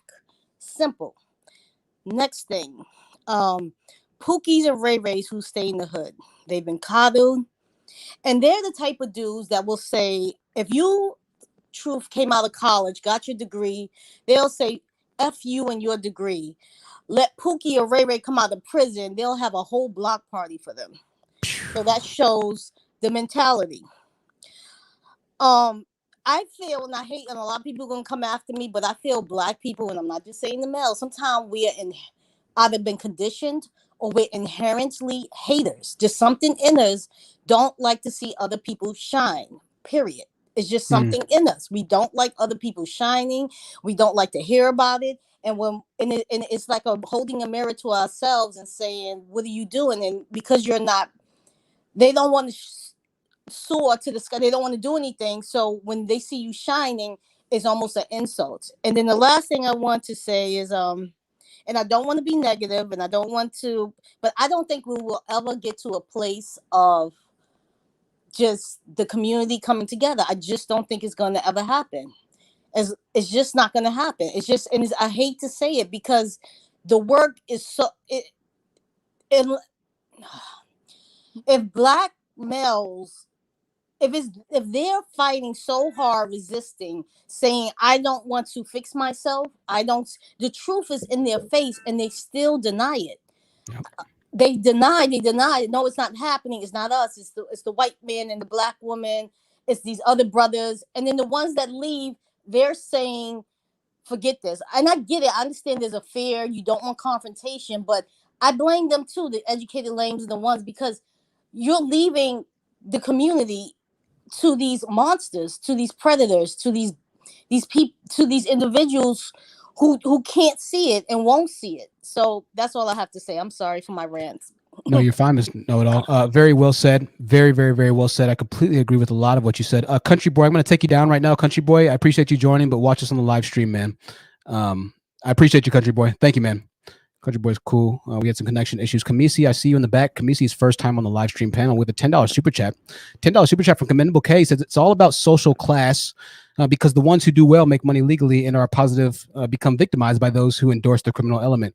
Endorse as in justify and rationalize dysfunction. And that's kind of what Ms. Know-It-All was saying. We're screwed on two different fronts right now. We're screwed on the front that the ones who do well end up leaving. Right.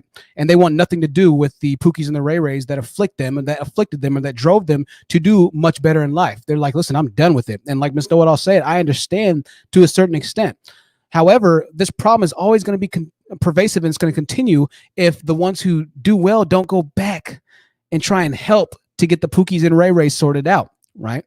And I say this to say this. White people have formed every type of organization to ensure that their communities are able to be progressive and upright and upstanding. They form, now we can argue this and this can be debatable, but they form police to ensure that the criminals were locked up so that bad people weren't in their communities. They form certain, organizations to ensure that those who are less fortunate, like the Salvation Army, or those who are less fortunate and who might not have a place to stay, like, housing units and things of that nature. They formed a lot of different organizations to look after their people, even if they weren't able to participate at the same race or in the same race that the rest of society could participate in, right?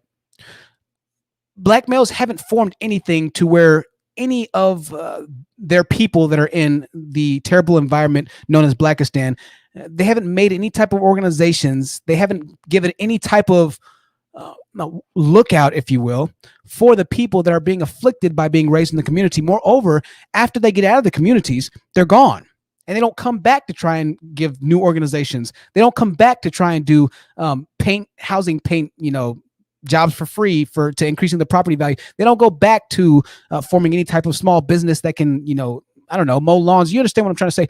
There's no creation of sustainability. There's no creation of growth that those who do well in white America, corporate America, that those who do well in social capitalistic America seek to give back to the Black community. There's nothing, right? There's nothing. No businesses, no anything. And so the destructive environments continue to be destructive, but we don't address that as much, right? So we have two different levels of Black males that we really have going against us. The ones who do great, who just vominos and they don't come back, and then the ones who don't want to leave the hood because they enjoy the destruction. They enjoy being able to reign supreme in such a hellish environment.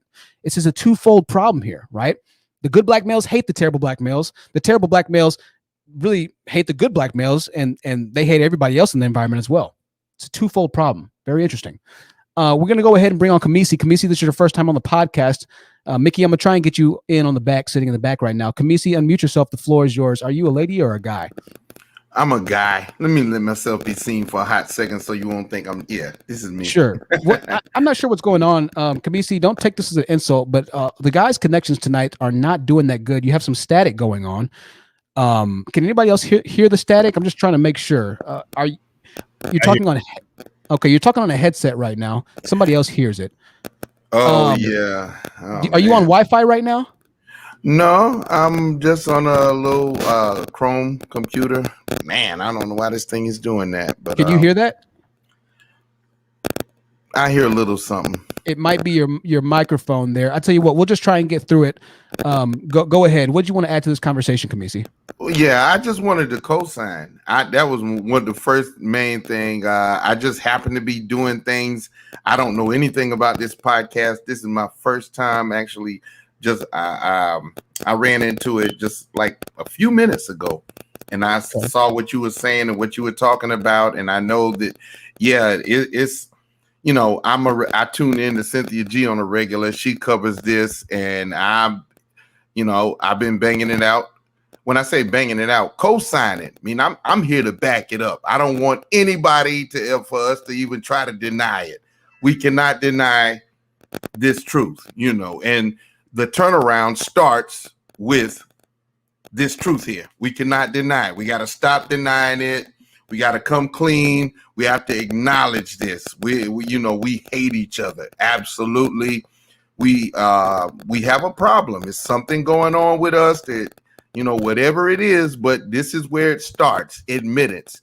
And a lot of people say, well, why don't you, we want to admit it and then move on, build with the men who are not like that. But here's the problem. The guilty parties are still denying it. And it's, we got to get the guilty parties to stop denying it before we can really move on, Absolutely. Listen, Kamisi, that was a good word there, man. I appreciate you. Hop back up if we, do clear the panel off. We have a couple of people that need to join, but I'm gonna take you down. But I 1000% agree, and I appreciate your support, man, and for being real and speaking the truth, man. Thank you for that. Appreciate you, man. Peace out. All right, now Kamisi. A little stag there. Thank you for everybody being patient. I understand that the sound quality has not been the best tonight, but I want to thank everybody for giving the time to speak their mind. 400 people watching tonight, so something stirred. Something might have a part 2 of this discussion. But I'm interested in hearing what a lot of the ladies on the panel have to say. Unique Brown, I see you in the background.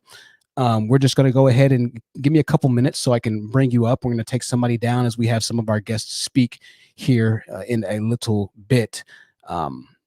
And so we're going to go ahead and go on to Ty, the Gemini. After Ty, we're going to go with Loren. Ladies and gentlemen, if we can just keep it a bit quicker so we can make sure we get everybody on the panel, I'd appreciate that. Ty, the Gemini, go ahead. The floor is yours. Hello, is my connection good or bad? It sounds great. All right. I just want to say hi, Honest Truth, hi, panel, and hi, chat.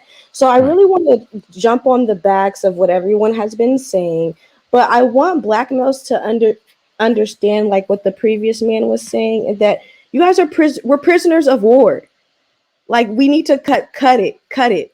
Let's really live in reality. We need to get out of this delusion, especially Black males need to get out of this delusion that they are somebody. And I'm not saying that they're nobody. I'm just saying in the system that we live in, you have to understand that you're prisoners of war. I remember Trump was in an argument with John McCain, and he said something to him. He said, he said, heroes don't get caught. Heroes don't get caught. And when he said that, I was like, oh my gosh. So we have to understand that we are prisoners of war, and that a lot of Black men are trying to escape the shame. They try to escape the shame with the violence. They try to escape the shame with this poisonous attitudes that they have towards each other. I've been listening to Neely Fuller, and I want to say this. Black men do not need to be around. You do not need to be around any other Black people unless the conversation is constructive, meaningful, and healing with problem solving. If you are talking to any other Black person and it is not constructive, healing, and have problem solving attributes, you do not need to be around them. I want Black people also, stop thinking that you can figure things out on your own. Go get help. Use the system the best of your ability to be able to build the communities that you want to do. Black people are so used to doing silly shit. Let's stop. Let's cut the silly shit. And that's all I have to say. Thank you. Thank you, Ms. Ty. I appreciate that. It's very well said. Very, very, very well said. Ty, I'm going to go ahead and take you down for now. I just want to get somebody else on the panel, Unique Brown, who's been waiting. But I'll keep you in the background, Ty, just so we can pull you back up. Okay, Ty left. Absolutely agree. Absolutely agree. And I want to thank Smart Cookie for that $10 Cash App donation. Ladies and gentlemen, I appreciate all your support tonight. If you can donate it, it's truly appreciated. As you've seen, I need to upgrade my computer a bit more, and so your donations will go directly to me buying some more computer RAM and other things for the studio. So thank you for everybody who's been donating. It means the world. I appreciate that. We're going to go ahead and go on to Loren. Loren, you grew up in a particularly heinous, hellish environment as well, Philadelphia, from what I hear. Loren, what was your experience in seeing the way that Black men interacted with other Black men? Hi, first of all, is my connection good? Yeah, sounds great, Loren. Thank you. Okay, perfect. Okay. You're absolutely right. And I've always seen this and known this. Black men do not like other Black men. Black people, like they either seek to take advantage of each other or they'll screw each other over. Like Black men can't come together to do nothing. You try to get them together to start a business. One's trying to screw the other one over. And then a lot of it is just to flex. A lot of it is just to put on jewelry for a day or act like they're doing something big time just for one day, just to flex. And they're not, and nothing good even came of it. But I wanted to, first of all, the video that I sent earlier on my super chat was those are YouTube videos that someone is like filming just driving through Kensington. And that's what it's called. It's called Driving Through Kensington, Philadelphia. And that area is known to have a lot of meth labs. I mean, a lot of meth clinics. There's a lot of meth heads all over there. The drugs are crazy. Do me a favor, send it to me in my private chat so I can pull it up. Okay, I didn't know that there's actually a link on it. So send it to me in the private chat if you can, Loren. Okay. And the only other thing I wanted to say was like to D with this, why don't we focus on the good Black men, as if there's enough good Black men to even focus on, which is why the neighborhoods are like this. If there was enough good Black men for us to put our focus on, why we wouldn't need to be having conversations like this, right? Right. The neighborhoods, Black neighborhoods wouldn't look like this, right? Right. Black men, the number one death to a Black man wouldn't be other Black men, right? Absolutely. If there was enough good Black men for us to focus on. So when Kevin Samuels says stuff like when Black women can't date white men because when you don't get along with your group of men, then white men see that and they don't want to deal with you. Why would a white man care if I don't get along with Black men? When Black men don't even get along with Black men, y'all kill each other off. Why would they care? Not only that, but they made billion-dollar industries preaching about it, right, and celebrating it.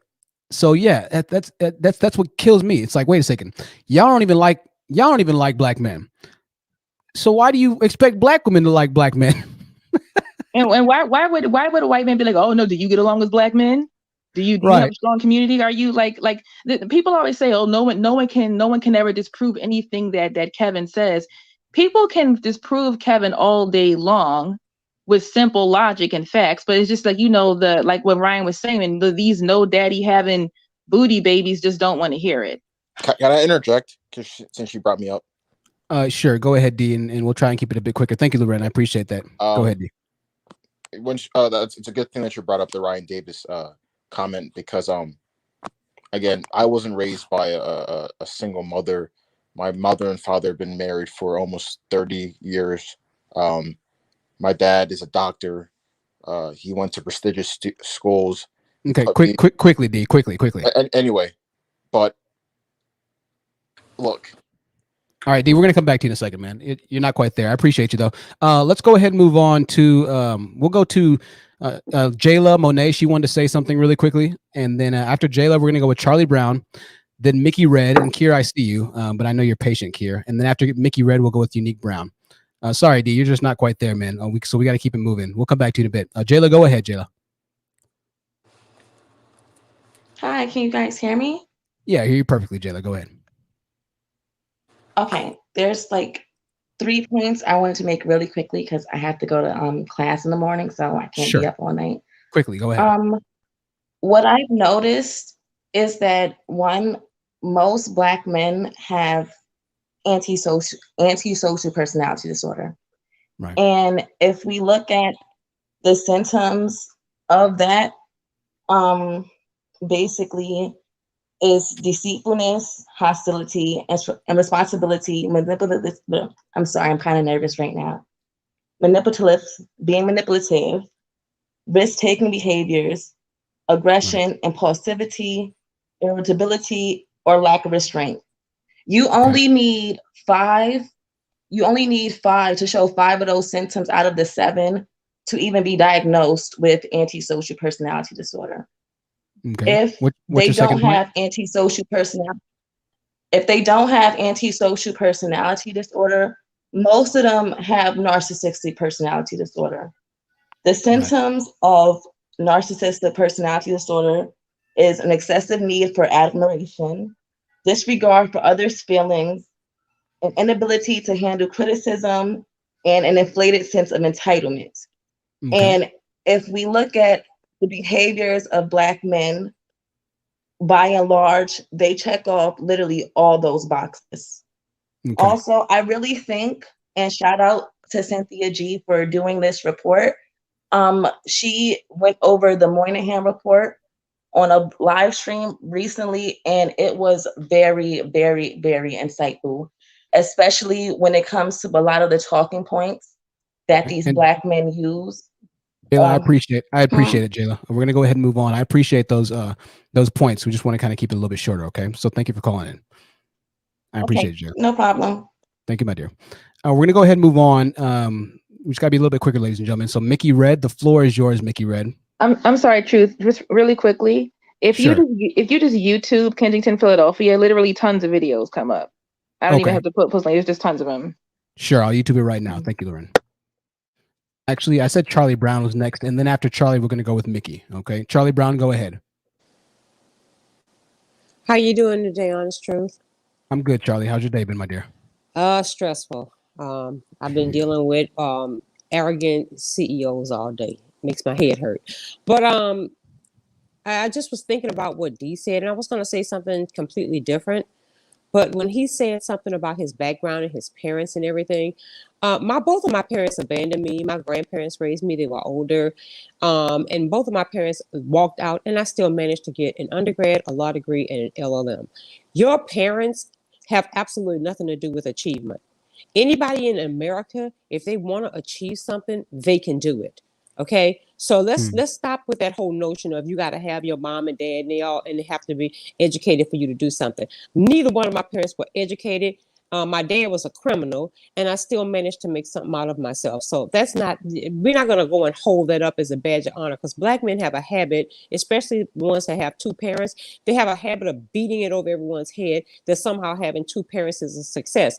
I'll just give you an example. Will Smith, Magic Johnson, Dwayne Wade, Snoop Dogg. All 3 of them got sons, and they all jacked up. Okay, so let's not go there. But Black people, we don't understand the concept of classes. You got upper, middle, lower class. And when Black men become upper class, and there's been research on this, the higher up they go, the less likely they are to marry, and the less likely they are to marry women that look like them. So when they get up to a certain level, they segregate from their people, and they go into the majority's culture, and they never look back. Okay, but just think about it. If every Black man in this country that had millions of dollars, they actually set up their own neighborhoods, and they had neighborhoods of men that looked like them, that were doing great things, even upper middle class. There's unity in numbers. If all those men got together and they were in one place, and they felt any type of allegiance to each other, they would be able to make a difference, because there's unity in numbers. But because the higher up a Black man gets, the more likely he is to run away from his community. That's how come nothing gets done. You look at somebody like Nat King Cole. Nat King Cole died. A lot of people don't realize this. Nat King Cole died from, as soon the higher up he got, he bleached his skin. He straightened his hair. The bleach in his skin killed him. So and start, Charlie, we're gonna kind of cut it down, but listen, I like what you said there, and it's so true. And we see that everywhere. They seek acceptance. They seek that when they get to a certain level, the Black acceptance or the Black recognition of their success is not enough. And I know a lot of y'all have said this, but they see that white acceptance means more. That white acknowledgement of, oh, you're doing good. Hey, welcome to our club. The white man's water tastes different, right? The white man's fried chicken tastes better, right? It's this mindset that the Black man's fried chicken, my own people's establishment, is just not worth It's just not worth building up and being an active participant of, because I like the white man's establishment that much more.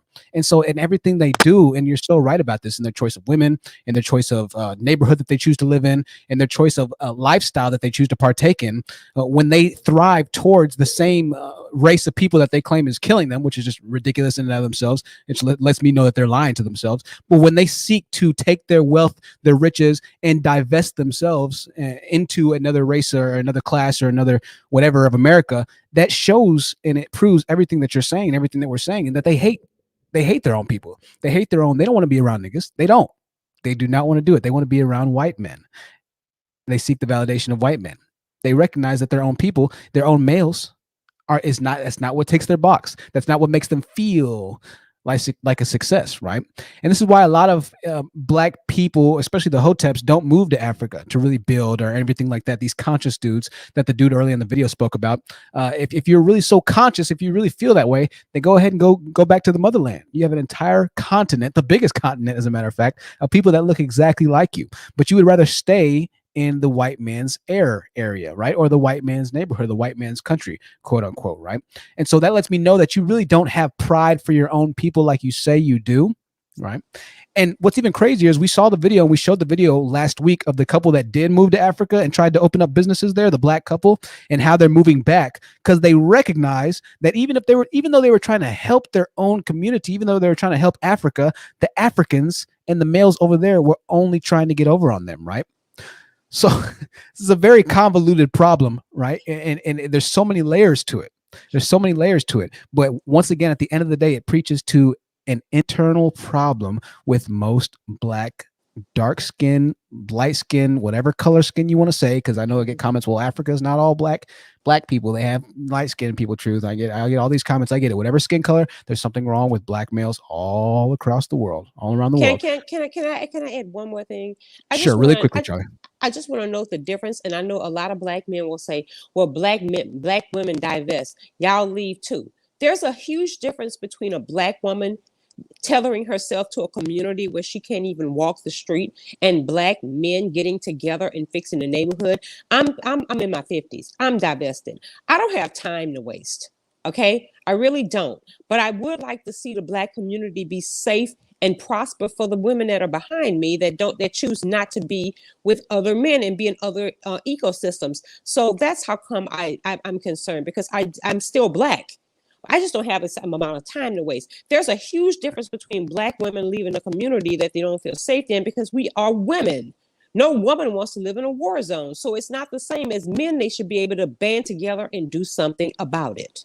Can I ask you something? Are you married, ma'am? Are you married? No, I am. No, I'm not. We're not going to get back to this typical rhetoric, D. So we're just going to move on. Just let me add this in. Honest truth.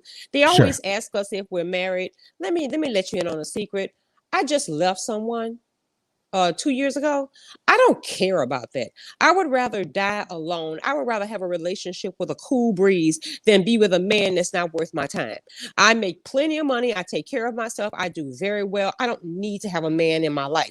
And that's something that you black men have to understand. A lot of you stop using marriage as a weapon. It's not a weapon if it can't kill you. It means nothing to me at all. All marriage would mean to me at this point is that I would have to share my wealth with a man who may ask me for alimony. So stop asking me if I got a man, if I'm married. No, I'm not, and I don't care to be married because I ain't sharing shit with nobody. So there's your answer to your question. I'm out, honest truth. Men only ask that because all they have to offer is BBC. That's the only thing black men have going for them. Facts. Absolutely. Well, I've had it, got the T-shirt and the awards. I'm done. I don't need that. Okay, so you can go ahead and take that. I'm a grown woman, so young man. Don't ask me if I'm married. Those kind of gaslighting things don't work on me.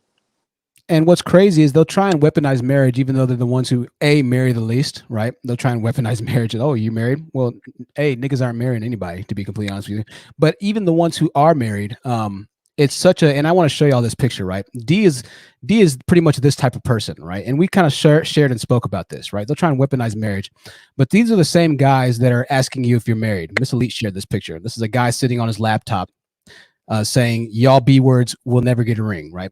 These are the same men that are trying to weaponize marriage. You got a nigga that looks like he broke into somebody's apartment and is using their laptop to try and talk crap about women. These are the same guys that are trying to make you feel bad for not being married. Why the fuck would any woman in her right mind seek to literally, I'm being honest with you, why would any woman in her right mind seek to really like honestly marry the average black guy? I'm just being completely honest with you. I mean, I'll even be more than honest. Why would anybody really want to even marry a little bit of above average black guy, right? And this is why I say this. I'm going to piss a lot of people off right here. But I don't care. Miss Know It All, if we could just keep ourselves on mute for now. I understand you probably want to speak, but it's messing up the audio. So please help me out.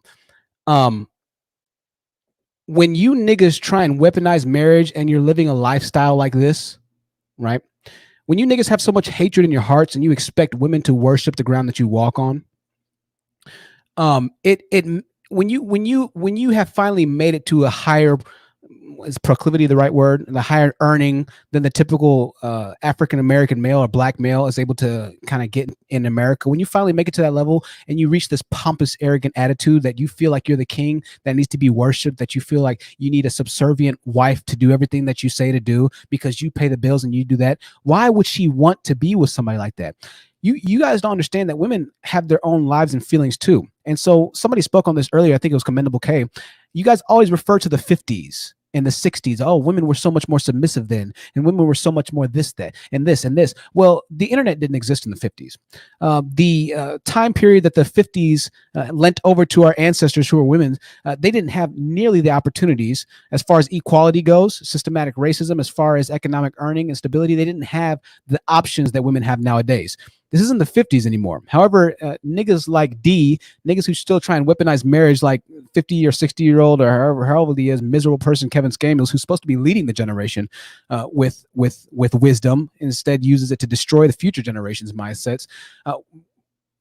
They fail to see and understand. And I see y'all in the back. I'm going to add you up right now. Give me 1 second, KJ. I'll add you up right now. Let me take somebody down. D, we're going to take you down for now. We'll see you next time, D. Oh, I still can't add KJ. Jeez.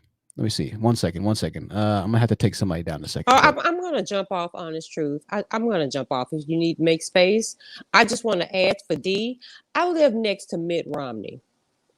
If you think I care whether or not a black man is marrying me, think again, brother. And with that, I'm going to go ahead and check out and let everybody else speak. But you have yourself a good evening, Honest Truth. And the ladies and everybody in the chat. Thank you, Charlie. Okay. I appreciate you, my dear. Talk soon. Living next to Mitt Romney, that's serious. That's like, that's serious money. Mitt Romney, hold up.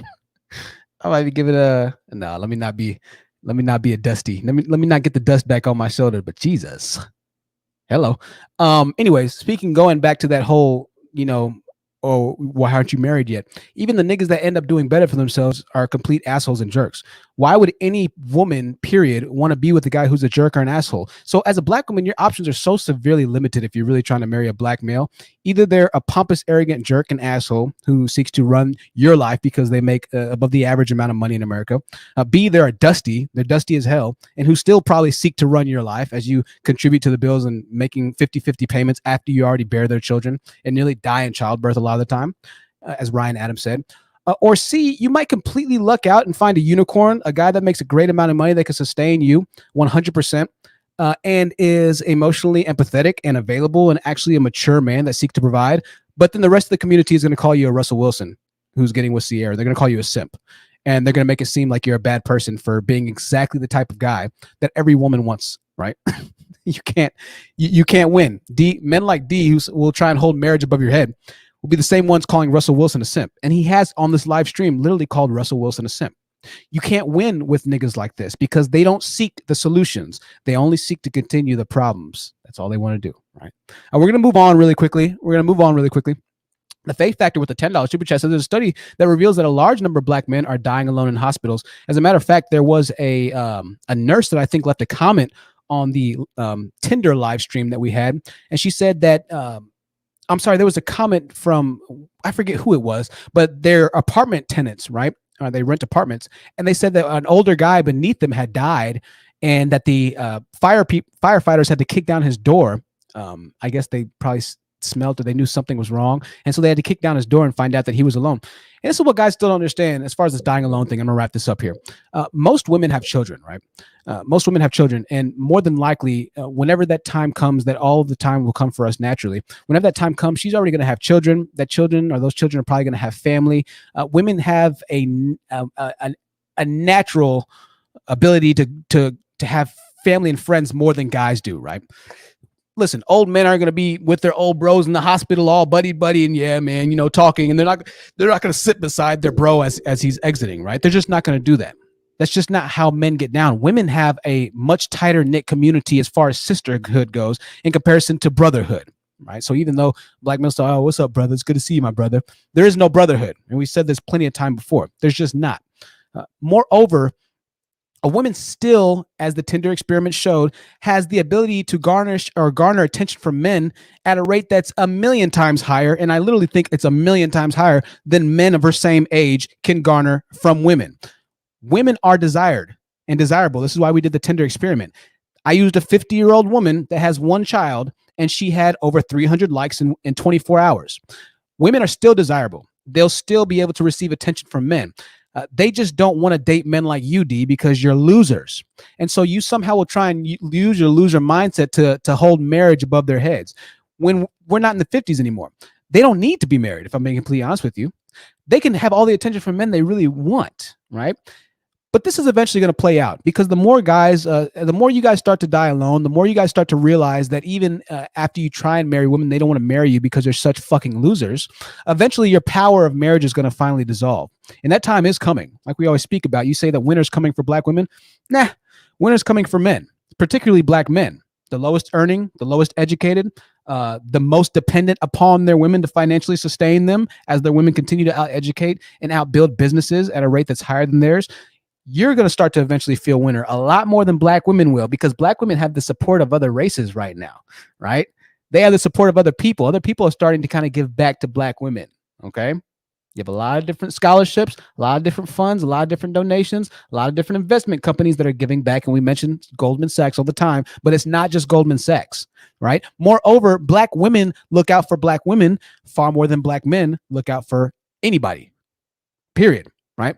Black women are going to be able to sustain and hold down themselves, right? They're going to make sure that they get to the bag. I guarantee you. They're going to make sure of it. But I would caution you, and I'd be remiss not to say that same train of thought that black women exhibit doesn't exist within your brothers, because it doesn't, right? And you and I both know that. Can I we're gonna go pose a ahead. question? Really quickly, I want to let some other people go, but just hold that thought, KJ. I'll let you go in 1 second. Deanna, I see you in the back. Give me 1 second, Deanna, and we'll have you up. I want to let Mickey Red go, and then Uniquely Brown, and then we'll go to Nicole. So Deanna, give me 1 second in the back. Mickey Red, the floor is yours. Go ahead, and we'll try and keep it quick, Mickey Red. Yeah, there is a hostility there. It's embedded. It's really embedded really bad with black men. And the thing that I dislike about the Manosphere and the red pill community is they tell half truths. Right. You don't want to go read back in history, and you'll find out, because there were laws passed where black people couldn't congregate because we did revolt, but there was, other things that were. Mickey, this is a little off topic, so we're going to go ahead and I'm sorry, Mickey, but we got to kind of stay on topic here. Okay, my dear. But that is the reason why there's that animosity. If you want to know what the problem is, there is the animosity there. And that was pitted against them. But okay, you have to go back and read about, black men don't want to read about their history. So they will not know why they think and act the way they do. Okay. Just period. Exactly. Sure. Thank you, Mickey. I appreciate that, and I appreciate your patience there. And we'll go ahead and move on to Uniquely Brown. Uniquely Brown, the floor is yours. Go ahead.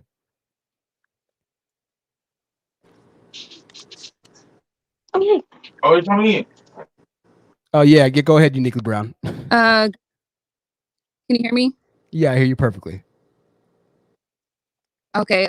Good evening, Truth, and everyone that's on the line. First off, I just want to say I appreciate your channel and your content. I found you through Cynthia G. Not many men in this space can do what you're doing, so I find that very commendable. Thank you. Real quick, I just want to say that I think we won't see another Black Wall Street. Definitely. And why do you think that? It looks like Uniquely is experiencing connection It shows the issues. spirit. Go ahead. I hear you. I hear you now. Yep. I feel like if we were really that energy day and time, but I think we were only together as a community is because simply we were forced to. We weren't integrated at that time. And I think until Black men and just the community alone get put in a position where we get cut off with all resources, is only then where you're going to see us come together. But until then, they're perfectly comfortable in their situation right now. Yeah, definitely. I completely agree with you there. And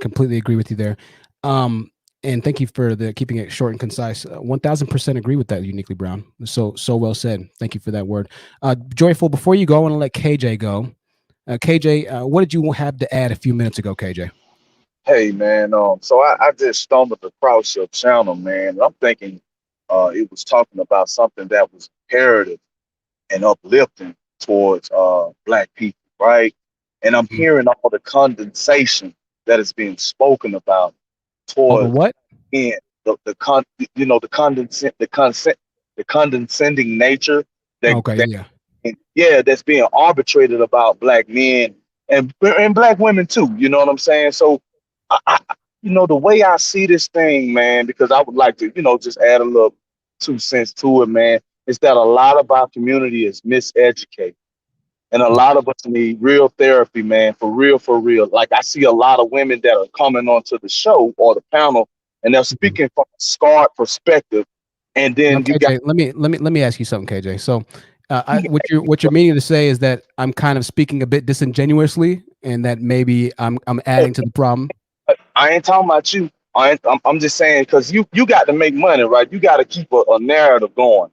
So Right. Okay, so I'll mute you there. We've heard these points before, so I'm going to go ahead and explain what you're getting ready to say. So give me 1 second, and I'll unmute you in 1 second, KJ. I muted you because your mic's a bit fuzzy, man. So just give me 1 second. So I understand. You think that I'm pandering essentially, and that I'm trying to just get in the good graces of Black women. So let me ask you a question, and I want you to be completely honest here, right? In your opinion, in your mind, as far as you see things in the Black community, do you think that Black men have done everything that they can? Do you think that I'm just making everything up right now? Do you think that what I'm saying has no credence or validity as far as my claims go when I say that Black men are the least educated, the least earning? Do you think that those are statistics that I just made up? No, but you got to look at the systematic racism that we have too within the country. So let me ask you something. And I know. Listen, the only reason I'm cutting you off is because we hear this all the time, right? So I'm just going to ask you, and I'll keep you on mute. You can keep yourself on mute, unmuted really quickly because it'll be fast for us. So the systematic oppression. So let me ask you, how do you plan on solving systematic oppression, KJ? What's your solution? Well, me personally, I see that a lot of our people have already went to the other so-called side, or people have divested out. So a lot of those people are not what you call B1 or Black first. Like I'm Black first. Like I won't publicly talk down on Black women, and I won't publicly talk down on Black men. Like that's against the code of what I stand for. So at the end of the day, I have to kind of like congregate with those who are on the same accord, is really trying to look at the positive things that we have in our community, because we've been taken, like it's so many enemies within our own gate. You feel what I'm saying? We're our own enemies on a lot of levels. You feel what I mean? Like if I'm trying to get ahead, like you said, like I'm trying to get ahead, I got Pookie and Ray Ray them out there trying to rock. You know what I'm saying? Then I got Mr. Friendly trying to kill me. So it's a I guess the broken process has happened in the community so much that men are afraid to stand up. And I'm not going to say that that is not true, because, yeah, a lot of Black men got to stand up. They're not built KJ. KJ, I hear you. So what's the solution to systematic oppression then? Before we kind of get into the rest of it, what is the solution for the systematic oppression? Well, first I would think about is systematic oppression, economic. You know what I'm saying?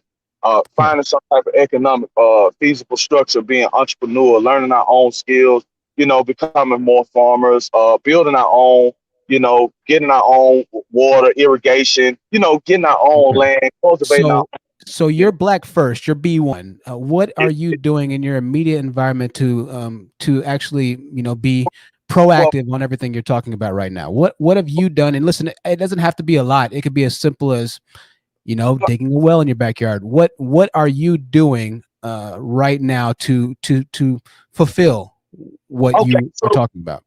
so let me just give you a prime example of something that I've done, right? So what Okay. I've done is, like, my mom, I've seen her struggle. And just like so many other black women, she was a single mother when she had me. My Right. mom was fortunate enough to get, you know what I'm saying, married and all that stuff later on in life. And there was a man that had took care of, you know what I mean, us, you know what I mean, like stepped in and, took care of us. But, at the end of the day, what I did for my mom was I helped her brand her book. Like, she's coming out with a book soon and stuff like that. So I'm giving back to the community in that sense. That's a small little fraction, but it's a lot behind branding. There's a lot behind marketing and Yeah. things of that. Okay. And I want her to Hey, definitely. definitely. So, yeah, so Definitely. I like that, man. Hey, supporting the mother, that's always good, man. I like that. I think that's good. The biggest thing is that I'm not sure I hear a clear and concise way, and this is, I think, the bigger problem with the B1 crowd.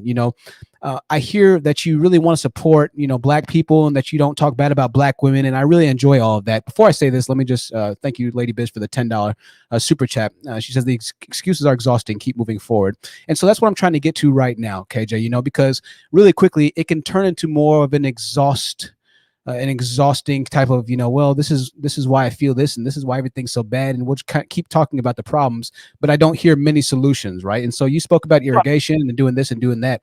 I think that you and I both know, and one second, KJ, I think that you and I both know that if you tried to, do half the things that you're talking about and fulfill them within your immediate brotherhood or community, that it would be very difficult to actually achieve those goals that you're talking about as far as farming or whatever it might be. If you try and start a farm with your brethren, it'd be very tough to establish and to build that, right?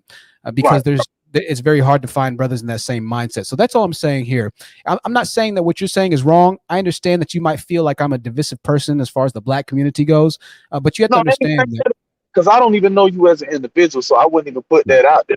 A lot of the people that I guess that attract to you are the I guess the so-called people that have been through something or torn asunder by another black man. So they come on here to, you know what I'm saying, feel like what you're saying is justifiable. And I'm looking at it from both perspectives. Okay, yeah, you are a man that is speaking on the behalf of black women, right? And whatever is going on. I'm not just speaking on behalf of black women. I'm speaking on behalf of all black people. There are other black men who agree with what I say. And earlier, Commendable K, as well as another black man, I can't remember his name, agreed with what I was saying. Were you here listening to that part of the live stream? No, I didn't hear that, and Right. I couldn't. Well, I can't speak on something that I don't know. But you did. You did just now. You spoke on the fact that I only speak for black women, but there are men who are on the panel right now. Commendable K, can you say something? Unmute yourself and say something. All right. So yes, you just heard. Go ahead. Well, yes, I agree 100%. And it's not that the white man's ice is colder. It's just that the black men melt their own. So I was speaking to the Faith Factor, the person that gave the super chat about this, and that the projects are equivalent to condos, but black men sprayed graffiti, put bullet holes in walls, and made it run down. Condos are equivalent to projects, only that black men ran it down. We were given the same thing as whites, but black men ran it to the ground. Not the government, not cops, not mobs, not systemic racism, not white supremacy, but niggas. That's one of many reasons why black men don't like niggas. I'll keep it short and concise and give back to you the honest truth. Systemic racism, white supremacy, slavery, and saying we can't or should not critique black men is more 1850s and 1950s talking points to explain away why the family structure is broken now, or that people should not divest and pick the best person possible. Someone helping their mom is great, but that does not benefit the community. It's more reason to be self-sufficient and individualistic and not carry someone else to a finish line they have not earned. I'll go on mute. But hey, so that does sound real. All that sounds good and eloquent. Like, I never promote selling out or laying with the race of the enemy, open enemy. Like, I'm not no coon dude. You know what I'm saying? Like, that ain't gonna be my rock. Like, so KJ, I don't. KJ, I just wanted. KJ, I just wanted you to hear that there are other black men who agree with what I'm saying. I don't just say what I say to appease black women. That's why I wanted to bring Commendable K. But give me 1 second, KJ, because we're kind of talking over each other here. What Commendable K said was brilliant. I mean, the dude's on point, man. Lady Biz, thank you for the super chat again. Let me read these other super chats before we come back to you. KJ, give me 1 second. We had 2 other super chats. I want to thank y'all for those super chats as well. I think I lost one of them. Trey Frey 39 says, "That's do with the chance of conversation."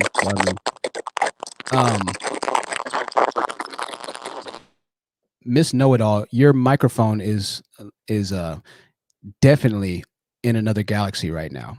It was sounding really bad. There was another $5 super chat. I think it was from Keena. I didn't see it, so forgive me. Keena, Miss Know It All, we're having a serious problem with the microphone, so I had to take you down. Rejoin the panel, Miss Know It All, if you can. Rejoin the panel. KJ's still here. We're gonna move on really quickly. Joyful Land wants to talk. We'll try and come back to you, KJ.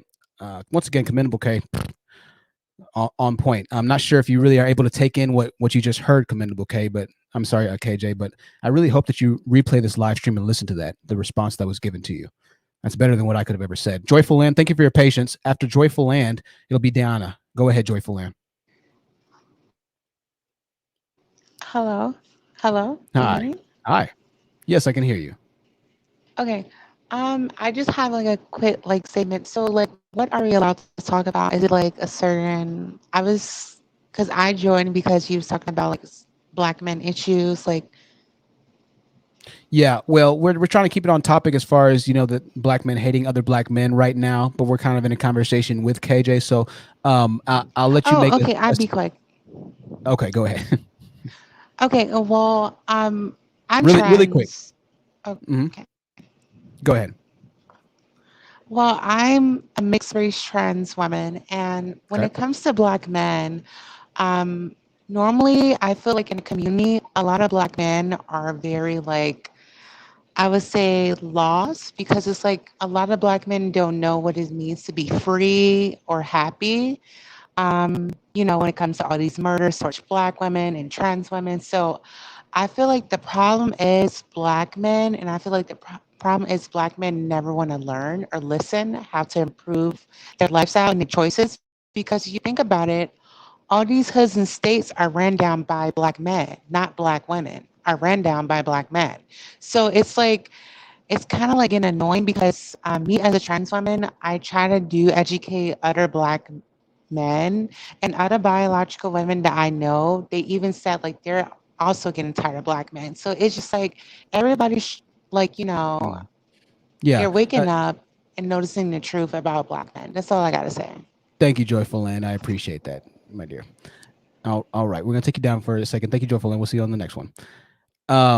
So we'll try and keep it a bit more on topic, ladies and gentlemen. I understand that I want to give everybody a voice, so I appreciate that. Let's try and keep it respectful in the chat, ladies and gentlemen.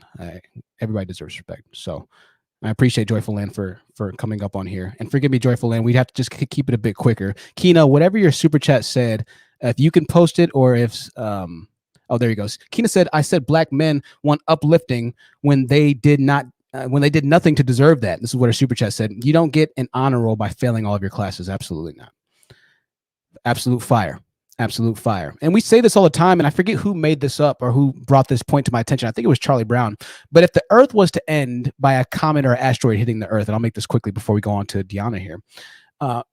If all civilization was to cease to exist, NASA would only take the best and the brightest, not even necessarily the most educated.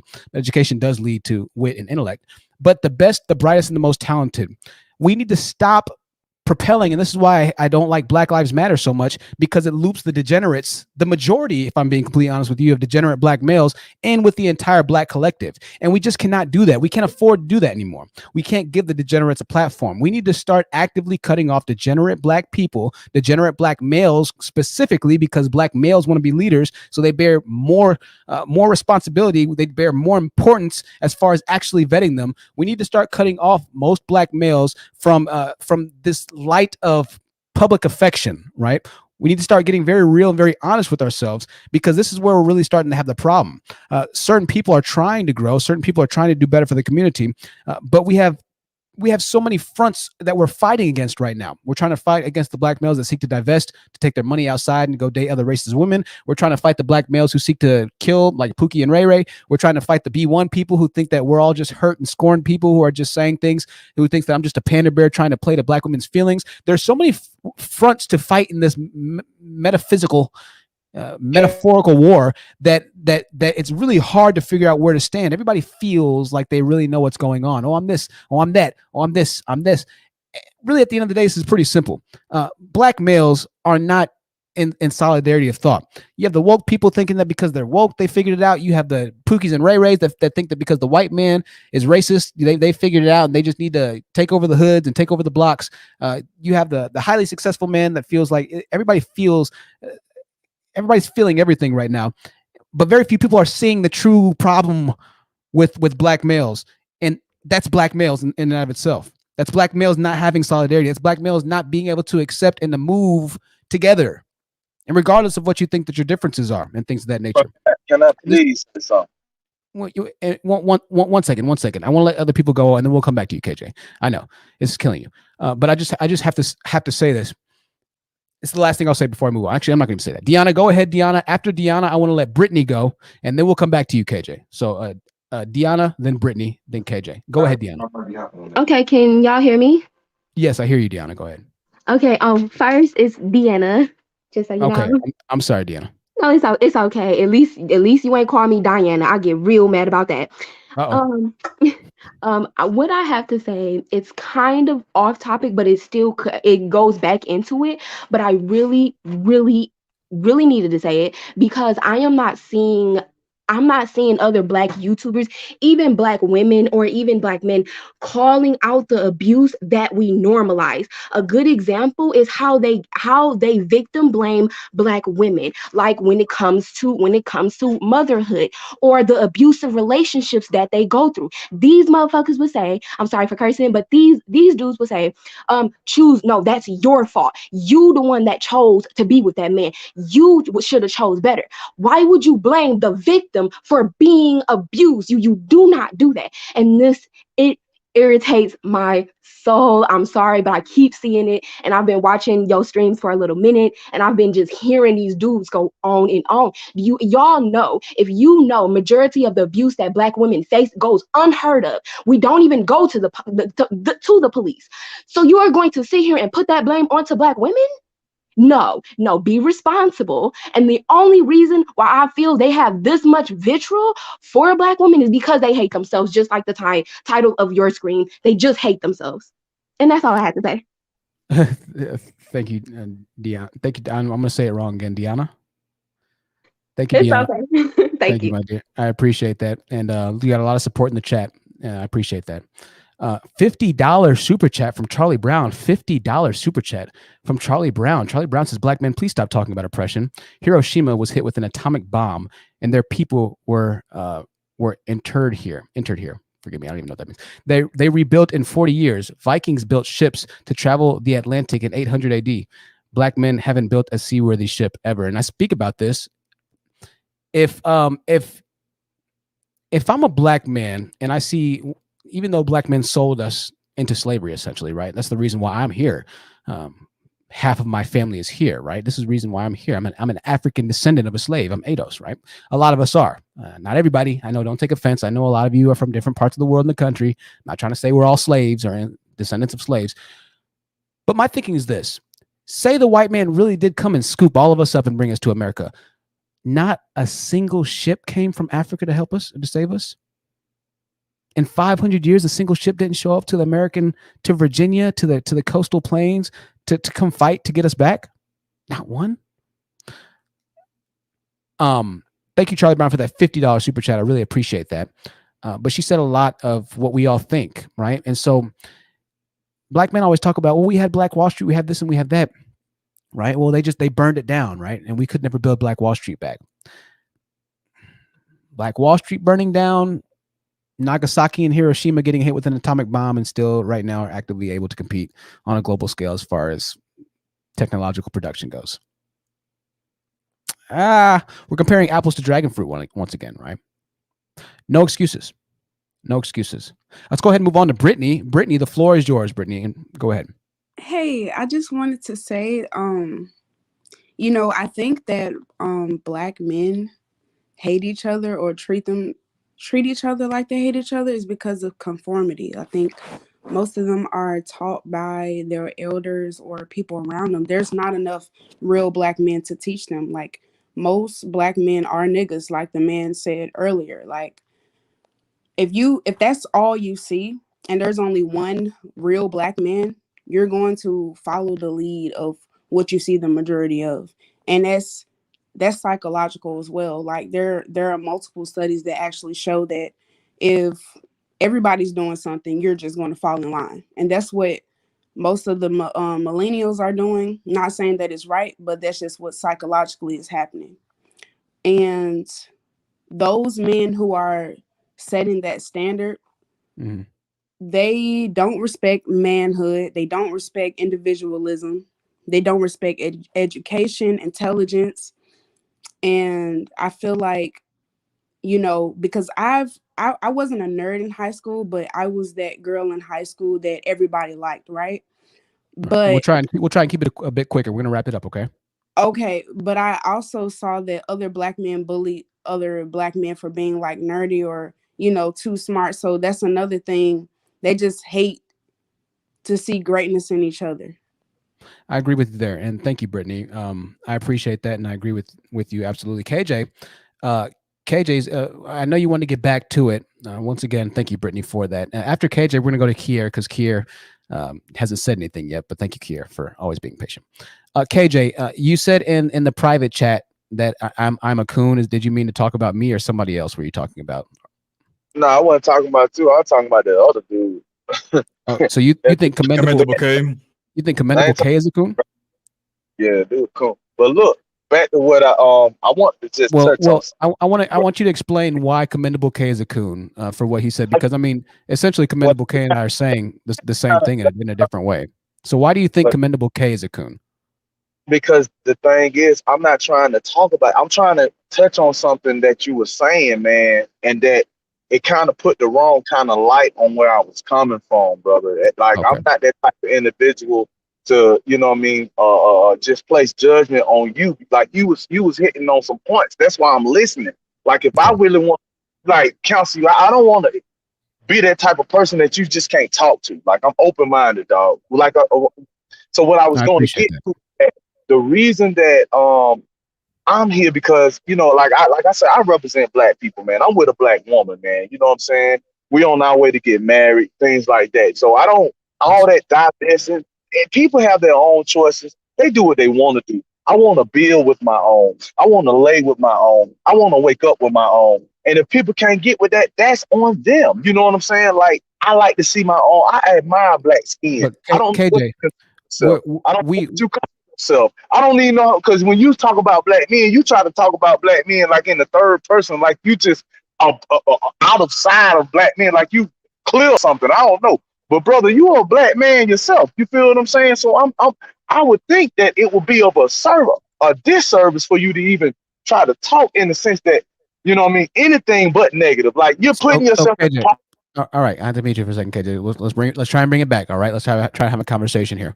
First and foremost, I'm glad that you're marrying your woman, man. I really am. I think that that's awesome, respectable. We need more of that. All right.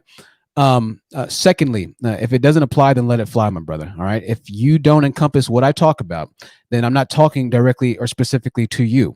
However, I'd be remiss to not tell you that most black males are not married. All right. They aren't going into relationships with the same mentality that you have. They don't think the same way that you do. Okay. Moreover, I routinely say, and I know you're newer to this stream, so you haven't been able to catch or hear me say these things, but I routinely say that it was my own acknowledgement of how much of a failure I was that led me into having the types of discussions and conversation that you and I are having right now. There's still plenty of things that I need to work on as a black man, and there's still plenty of things that I need to acknowledge that I don't do as well. And I had to be real with myself day in and day out. But I had to acknowledge that a lot of the things that a lot of women were saying about me on these social media platforms was a direct reflection of me, right? And that I directly I directly mirrored what they were saying. I had to accept that. And so me speaking the way I do about black men isn't because I don't have any personal it's not because I don't have any personal dignity, but I have to be very honest, right? I got to be very honest with the situation, the plight that black men have led black women and have led the black community into. If I say that most black men have a high chance of going to jail, if I say that most black men are the least educated, if I say that that black men are the lowest earning, that's not to throw any shade. It's just a fact. So sometimes the truth hurts, man. The old illusion of the old metaphor goes, right? The truth hurts. The truth does hurt. However, the truth is still the truth, regardless of how you really take it or internalize it, right? So I understand not needing to say these things, or I understand not hearing these things said might make you feel better as a black male. But feeling good isn't always conducive to growing. As a matter of fact, it's counterproductive, right? Stagnation is the number one stopper of progression, right? Stagnation or becoming complacent. And so this is the big issue, and I'm glad that you're pointing and hitting on this, because what most black males don't like is hearing the truths about themselves. And even somebody who isn't actively living as a part of the same degenerate black male majority population like yourself, you still feel the need to die on the hill of the black men that I'm specifically referring to, even though that's not you. And so it's a very interesting. One second, KJ. I promise I'll let you go in 1 second, KJ. I promise I'll let you go in 1 second. Let me just read out the super chat, and then I'll come back to you. And Gordon, I see you in the building as well. By the way, KJ, Gordon's another black male that supports what we do here. Self-Love Heals with a $20 super chat says, in the words of Themis and Thoth, the idea that you should pick better, like how about we make better people? That's it right there. The more good black men are out there, the easier it is to pick one. So KJ, this is the big problem I have with guys like you. And I understand you don't mean it. Maybe I'm taking this the wrong way, and I'll let you kind of give your point in about 30 seconds here. But I know I am. But listen, once again, I'm happy that you're doing exactly what you're doing, okay? But the reality of the situation is most black males are not handling life, quote unquote, the same way that you're handling them, okay? And this is just a fact. So in the beginning of the conversation, you agreed with a lot of what I said, because listen, I'm saying the truth. Regardless of how you think it makes us look, regardless of you thinking that I don't have enough self-pride, that I'm just a sellout, this or that you think Commendable K is a sellout and a coon, that's all fine and dandy. I just want you to know that you're taking up the same talking points of the men that we are talking about specifically. Men who follow Kevin Samuels, men who follow the Black Manosphere, men who seek to denigrate and call men like you who decide to get married a simp. You're dying on the same hill of those men that would insult you, that preach about not helping your wife if she's stuck on the side of the road. I've literally done, and I want you to really go throughout my live stream history, and I want you to watch these videos because you need to be very careful about what you're saying right now. You don't understand that you're playing in to the same methodology of thinking that brothers actively seek to vilify you by, right? They're calling you a simp right now. And so I want you to just understand that I'm not really a problem, bro. You know, I support everything that you're doing. What I don't support, though, is you making a stance against me, whereas in the very beginning, you're saying, hey, man, you're saying great stuff. If it's great stuff, then let it be great stuff, because what I won't say is a lie. That's what I won't do. That's literally, I can't do that. Even when it comes down to myself, I don't lie. I'm blatantly open about everything that I've been through, bro. I've been blatantly open about my homelessness. I've been blatantly open about my inadequacies as a male, my failures as a male. I've been blatantly open about everything. So you'll never hear expose on the honest truth, because everything that I've done is it's already out there by my own doing. So I don't lie. And so if I'm saying something, if you agree with it, it might stir wrong inside of your spirit. You might not like it, but just know that it is based in truth. That's all I have to say to that. Let me read this $10 super chat, and then I want to continue this conversation going. I appreciate your time, KJ, and I know that we have some differences here.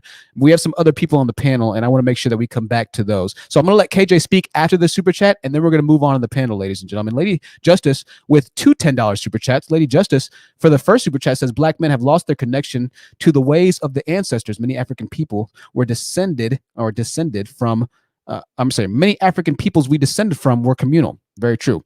They were patrilineal and matrilineal, not patriarchal. Continued, she says, Eurocentric power structure doesn't work for us, in my opinion. They are fighting each other for a system not designed to work for them.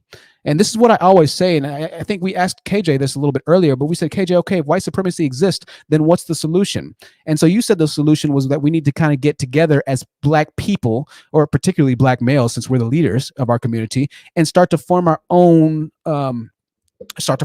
communities and and businesses and infrastructure, leading to a separation of white supremacy. And to that I say, well, you have an entire country that you can move back to, an entire continent to move back to, i.e. Africa, if you really wanted to do that, or some areas of Southern and Central America that are predominantly black. But outside of that, once again, still, I'm glad that you pointed out that solving white supremacy really has to do with us at the end of the day and building ourselves up, which is what we're talking about right now, which is why the black community still is complaining about white supremacy, right? Because the leaders have still not decided to actively get together and build. They just don't want to do that. Trey Frey 39 with a $10 super chat says towards KJ's ring fund. Well, thank you. I'm sure KJ appreciates that. And once again, KJ, we're going to give you the floor again. I understand that I might be, and I know that was some shade, so let's just try and get past that. But thank you, Trey Frey. Can I respond afterwards? Absolutely commendable, Kate. Go ahead, KJ. It's cool, brother. You know what I'm saying? But I wanted to, like you say, you present truth, right? Let me bring you some truth right now, right? Because Marcus Garvey said, man, the reason that the white man have so much of a hold on the community and society is because they control propaganda. What you're doing right now, brother, is a major move, man. I'm talking about, I tip my hat to you because you're controlling your propaganda.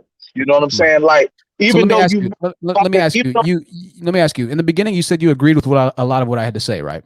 You told me that. Yeah, because you had some good points that you were coming from. So where did the good points turn to propaganda in this live stream for you? When did it all go wrong? No, if you really kind of listen to what I'm saying, I'm trying to commend you, brother. I'm trying to bring it full circle. Like, when propaganda has a negative connotation to it. So let's not try and say that propaganda is something positive. Propaganda is not a typically positively received term. But you got to think about it at the end of the day. If I can control the media, if black people can control their own media, we can control our own narrative. We can bring up our own people. So what you're doing, that's what I'm trying to say. What you're doing is enlightening, because what it does is Pookie and Ray Ray come over here and start looking at themselves. That's what I'm saying. So you're doing something that's collective to the community, and us having this dialogue. I'm bringing it front and center. By us having this dialogue, that's something that is being done for the community. This right here can help other people open their eyes to realizing where they at, like especially other brothers that might be in the dark about some things. So what I was trying to say was, I have nothing against where you're coming from, brother, because your experience is your experience. And I definitely get it. This is your platform. What I was doing was I was commending you. You know what I'm saying? Because like I said, Marcus Garvey said the reason that the white man has such a hold on society is because he controls the propaganda, meaning he controls the message that is put out there. When black people are controlling the message, they're not letting it be highlighted to the extent. Like, there's a lot of platforms where black people are speaking and having a voice these days, and we're carrying ourselves in a positive light. I don't see Pookie and Ray Ray every day where I go. I don't have people around me that's beating on their women and stuff like that. All the brothers that hang around me is married. Because I get married. You feel what I'm saying? So I want to do the same thing. Absolutely. So, I'm just saying, birds better flock together, brother. All I'm saying was, I don't know what drew me here. I guess what it is, I was it popped up on my timeline. I seen something about black. I'm like, okay, all right. You know what I mean? Then I heard the conversation. I said, just tune in. But all right. Well, KJ, listen, I appreciate your commendations, man. I do. We're just gonna try to keep it a bit shorter winded. It sounds like you agree, and so I think we should just go ahead and leave it there. Listen, best of luck to you and your bride, man. A $5 super chat from Show Team Ifu says we're better off being segregated from other races. Thank you for that $5 super chat there, KJ. It sounds a bit confusing. I really don't know where you stand, if I'm being completely honest, but I appreciate your support. I'm just not quite understanding where you're going there. Commendable K, I'll let you respond if you can to KJ, and maybe you can clarify it a bit, but I know that he called you a coon, so if you wanted to speak to that, or I don't know what you want to speak to be honest with you at this point. So I'll slow my speech for those who are slow and believe the honest truth is pushing propaganda. Y'all leave KJ alone in the chat. Unfortunately, we need D, KJ, Pookie, B1 people, and Ray Ray to flip burgers, make stuff dirt cheap in prison and jail, clean bathrooms, and do low-skilled jobs so we don't have to and can profit from it. So the solution is to move away to better parts of the town, live behind gates, and have your children go to schools out of the reach of toxic influences. We are not going to defeat the degenerate mindset and behavior. They just have to die off. And they will continue to use shaming language like coon and sell out and Uncle Tom to get you to think how they think and act like they act, to control you, which is collectivism. A lot of bad things we experience and remember are out of control to fix. So gentrification is the unsung hero, and the only way to rectify the cancer that has destroyed predominantly Black neighborhoods is gentrification. And so be it, because snitches get stitches and you have to get down or lay down. It's better to throw the whole thing away and start over. I'm going to drop down to the chat so I can make room on the panel. Thank you, Honest Truth, for having me. Always a pleasure. Thank you, Commendable K. Very commendable. Very, very, very commendable commentary. I appreciate that. And we'll see you soon, my friend. Yeah, you know, I'm not sure exactly what, you know, KJ was trying to say. Listen, like I said, I appreciate that he's getting married. I really do. I love that. Right. He said, well, all my partners that I know are married and this and that, you know, I'm glad. Hey, birds of a feather flock together. That's great. I really do support that, KJ. You know, I really do. So I'm not sure exactly what the problem is, but you know, that was kind of all over the place there. So who knows? Who knows? Maybe he has the answers. We'll give him, you know, another chance to come up and play. Commendable K was not going in on him, but remember that KJ called Commendable K a coon in the private chat. So Commendable K might feel some type of way about it, but he spoke as a man how he feels, and a lot of what he said I support. You know, so if he feels that type of way, then by all means. Thank you to all contributors and everybody that's been contributing and everybody's been watching for the past 2.5 hours. We still have 400 people watching right now, and we're getting ready to move on in our conversations. Before we let Kier go, I just wanted to kind of remind you all that I'm not going to say that. I'm not going to say that. I just want to thank you all for contributing. So we're going to go ahead and go to Kier. I have to be careful. Sometimes I can't say everything, right? I'm trying to stay away from the YouTube ban, right? I know it's probably coming sooner or later. It's going to be coming. Meme Tuhi says the chat is hilarious. Yeah, the chat is it's absolute comedy. I rewatched the chats on the replay of the live streams, and they're hilarious. Y'all are hilarious, man. It's always entertainment for me. And make sure you've liked the video, ladies and gentlemen. If you're still in here and you haven't liked the video or disliked it, make sure you like it. So I want to thank everybody for coming onto the panel. I really do. I appreciate that. No, I don't need to scold y'all. I don't need to scold you all. Hello, the woman that doesn't exist to you. Kier, the floor is yours, Kier. What did you think about this entire discussion, or whatever you thought about anything at this point, since we're kind of all over the place, it seems. Go ahead, Kier. Oh, well, thank you so much, Honest Truth. Hi, chat and hi, panel. Right now with this conversation we're just having at the moment, just an overview, it just seems like males have a privilege of not caring about how women and children are treated or cared for by their own gender. I mean, it's blatantly obvious. Right. Yeah, it's this woe is the black man type mentality that never ceases to exist, right? It's well, why are you talking about the black man, brother? And why can't we talk about, and it's the propaganda type thing, you know. It's always a problem when we talk about black men.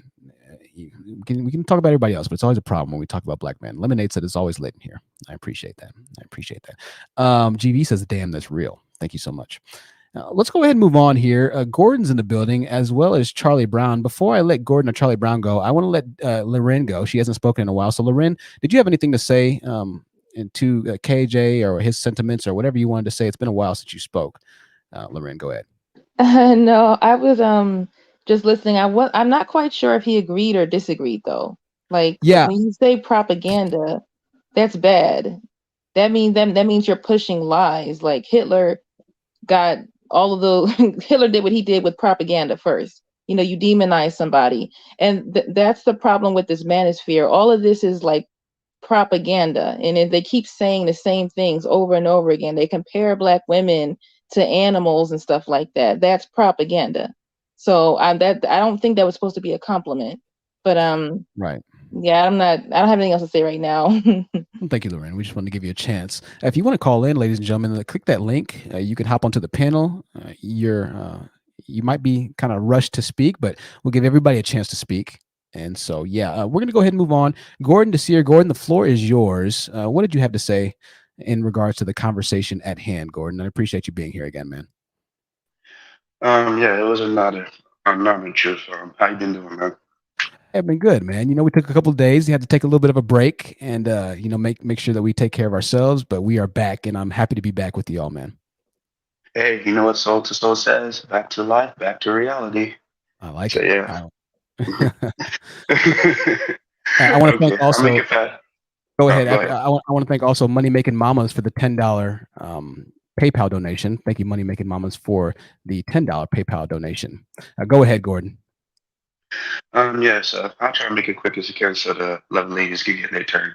So, I want to say about my thoughts of it, about Black Wall Street. You know, uh, Black Wall Street would never It looks like we lost you, Gordon. rap music, type of rap music and everything. Oh, can you hear me now?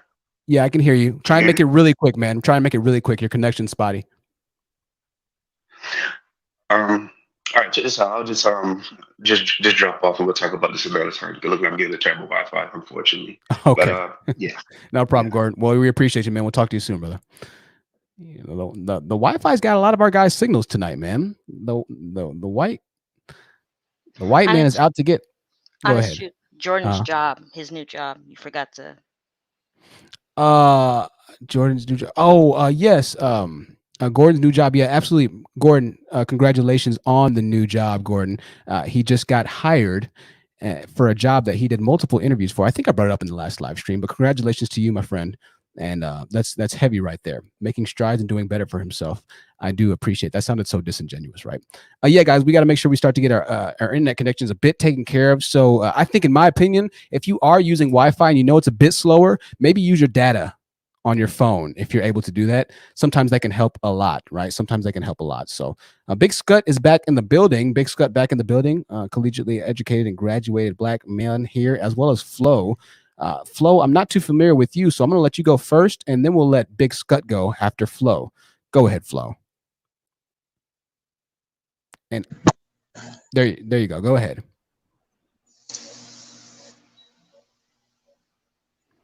Flo. Oh, hey. Can you hear Hey, me? Flo. Yeah, I can hear you. Go ahead. The floor is Hey. yours. Hey. Okay, hey. I'm Money Making Mamas. Actually, that's my account that just sent it to you. But anyway, I Oh, just want thank to you. say something. Oh, you're very welcome. This is my first time listening. I just randomly clicked on your video, and this is an amazing group. I just want to say that I'm so happy to see this. It's like fulfilling dreams. But what I want to say was, at the root cause of everything is trauma. Black people, whether it's Black women or Black men, we have extreme amounts of trauma and we need therapy. And that's really all I want to say. We need intense therapy. I mean, you can wait for people and consciousnesses and thought forms and ways of being to die off. But the bottom line, those people have children. And children tend to grow up with the same mindsets as their parents unless something is adjusted, and that something is therapy, whether that comes in the form of group therapy or talking with a homie or whatever. We all need therapy and we all need healing at the bottom, at the root. So that's all I wanted to say.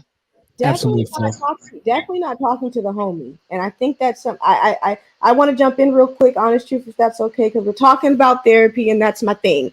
I heard twice that people are talking about we need to go to therapy, and I totally agree with that. But we have to talk about what are the barriers that Black men will make to overcome so our people can actually get to therapy. I think that's the issue. We say that trauma, this, that, and the other. As a therapist, 70% of Black people have a mental illness and only 20% get help. So what are the barriers that Black males can help or do or whatever so we can get to therapy? Because it doesn't do us justice by saying people need to go to therapy when the numbers saying that Black people don't go to therapy. Yeah, I think that the first thing we can do is, at least start to have the conversations here. And, eventually, as this reaches more people, I think that conversation does have a place because once the seed is planted, even though it might be the size of a mustard seed, the mustard seed can still grow into a very large tree, right? And so I think the conversation is good to have just so, we can start to get these types of thoughts out, because most of the conversation that we have on this channel, it's it's just not happening inside of inside of most places on YouTube, you know. And so when I appreciate everybody that's just now finding this live stream. Apparently, a lot of new people are here on this live stream. I've been watching the subscribers, and I think I've already gotten about 20 or 30 subscribers on this live stream alone. So something in the title or something pinged inside of the algorithm to where a lot of people ended up watching this live stream. And I think that it's good because more people and more ladies are saying, hey, this is the first time here. I'm glad that this is happening. Good conversation. But I think what's also good about that is the number continues to grow and it attracts more people. There can be more discussions and conversations had behind the closed doors of a lot of our homes in the community. So I see both points there. At a certain point, we have to, you know, actually put it into action. But the action can't happen without the conversation at least starting. You know, so no, good points on both sides. But I definitely do think that. And James Smith said he's new as well. Welcome, James Smith. I appreciate you being here. Graduate School Diary says she's new as well. So this attracted a lot of people. It's very interesting. Somebody said, I thought Sinji was here. That's why I came. No, Sinji isn't here. She shared one of my videos one time, but she's not actively here right now. But shout out to Sinji. Shout out to Sinji. Lady Justice says the algorithm caught something because your live was recommended to me. Well, I'm glad it was. I'm glad it was. Hope you're enjoying it. So thank you, Flo, for that commentary. Also, for those of you who don't know, Ty the Gemini is a certified counselor, or she actually is in the counseling profession. So I want to thank her for on this condensation. Here we go. We're going to move on. Big Scut is in the building. Big Scut, what did you think of everything that was said on this live stream so far? Yo, what up, Truth? I just wanted to say shout out to you for this live stream, bro. Like 400 is the most people I've seen, so big ups on that, bro. Congrats. I thought the live stream went pretty well. I just wanted to tune in really quick to say I didn't think KJ meant propaganda in a bad way. I think he really just didn't know what word to say, but kind of what you just said about you reaching more people, getting more subscribers, like it's the media that we need to get in control of. It's because the youth aren't getting this message. So if we can get this message out and more people can get inspired to make their own channels and do their own forms of media to have this messaging, that's how we can start to change the culture. So yeah, bro, I think this shit is dope. So please keep on doing it. Yeah, I think you're right, Big Scut. And I think a couple people agree with you in the chat. I don't think he really knew what it meant. So I think we were on just so many different levels right there when we were talking, right? Just kind of narrowing it. I was trying to narrow it down while I was talking with him, but it was a bit difficult. But you're absolutely right. And kind of to Ty the Gemini's point, I think that YouTube is going to be the new, YouTube is the new TV. You know, more and more people don't have TV subscriptions because YouTube is out now. You're able to watch anything you want through YouTube and through other internet digital services. For instance, I just found this wireless smart TV by the dumpster, and it still works perfectly fine, by the way. It's right behind the camera right now. 43-inch wireless TV, and it's a smart TV. I've never had a smart TV before, but on the smart TV, it has programs and channels already implanted into it. So if you have Wi-Fi, you have free TV for the most part. Like I don't have to pay for cable. It already has hundreds of stations and channels, not to mention YouTube, Amazon Prime, Hulu, all kinds of different stations and things of that nature. And so media is changing. And so, yes, media is extremely important. And KJ hit on that. Media is extremely important. And that's why these messages and conversations are important as well, because media can ultimately influence and sway cultures, and it can sway the hearts and the souls of demographics of people. And depending on how big your media presence is, depending on how big your YouTube presence is, that can really start to change or have an effect on a lot of people's minds, right? So that's what this goal is, is to start to have that change. And so I'm glad Big Scott said that. Well said, and it's a great observation. Positive vibes for the $5 super chat says, how can black men expect to have a positive outcome if they are always focusing on the past and the negative?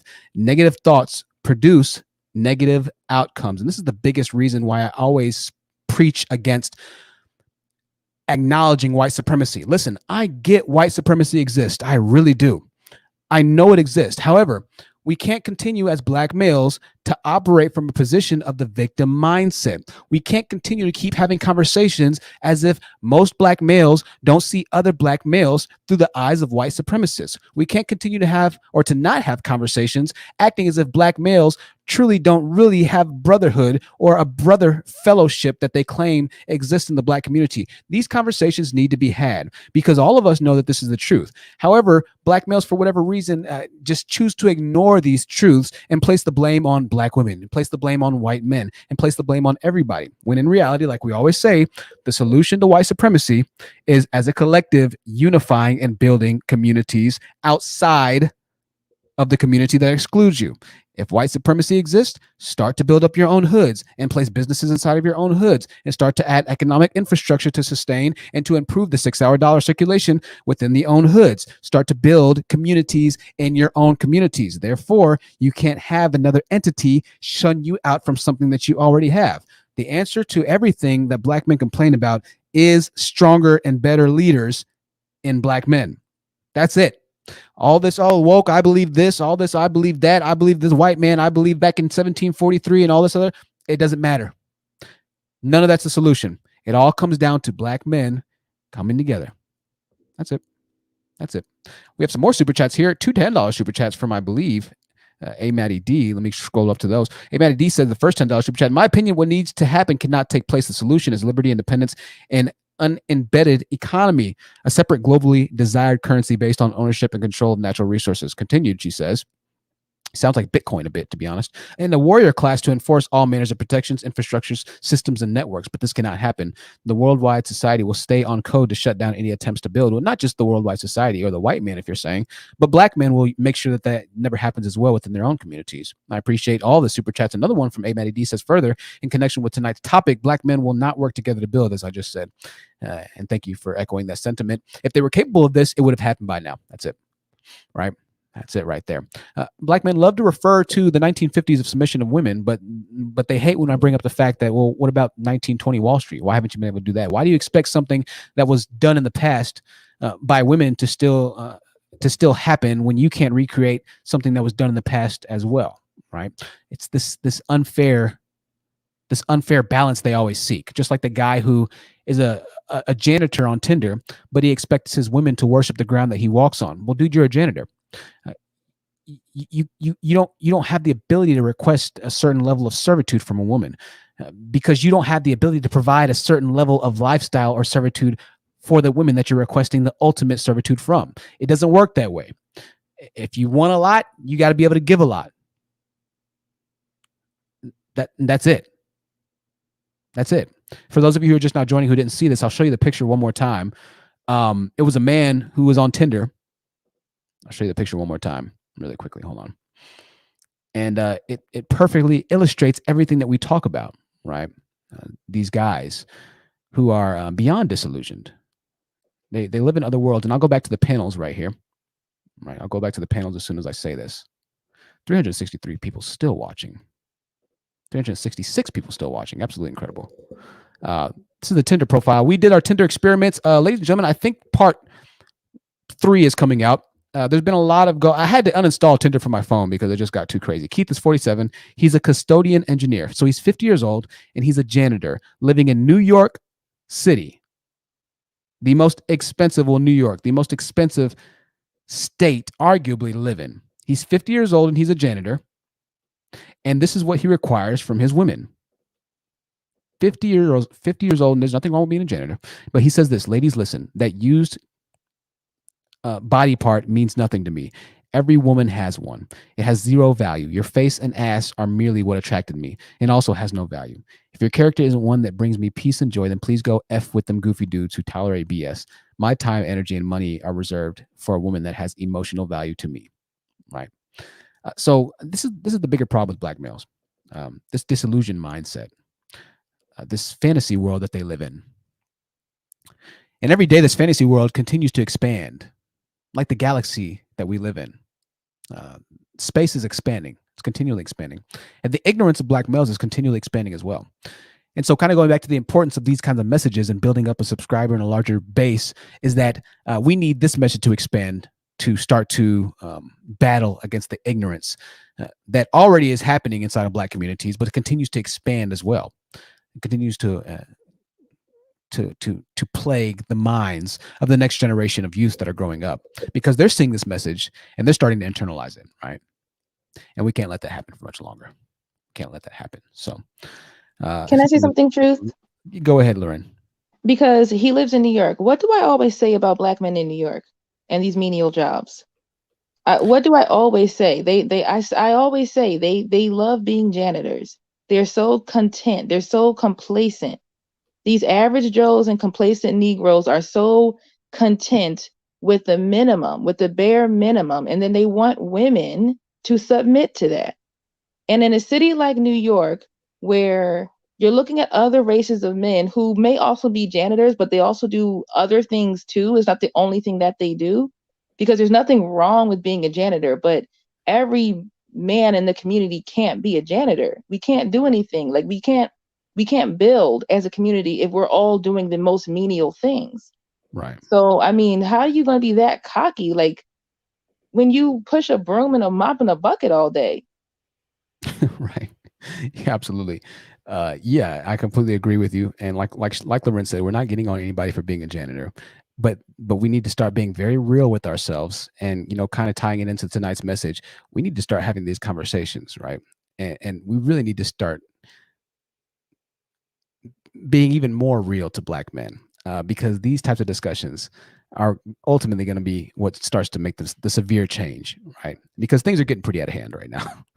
So, Loren, thank you so much for that. And we wish Homeboy, whoever he was, the best of luck with finding whatever he's looking for. Mickey Red Creates for the $5 super chat. I appreciate your support, and I appreciate everybody that supported and donated on this live stream. Y'all mean the world. We're going to go ahead and start to wrap this up, ladies and gentlemen. We've had a great conversation.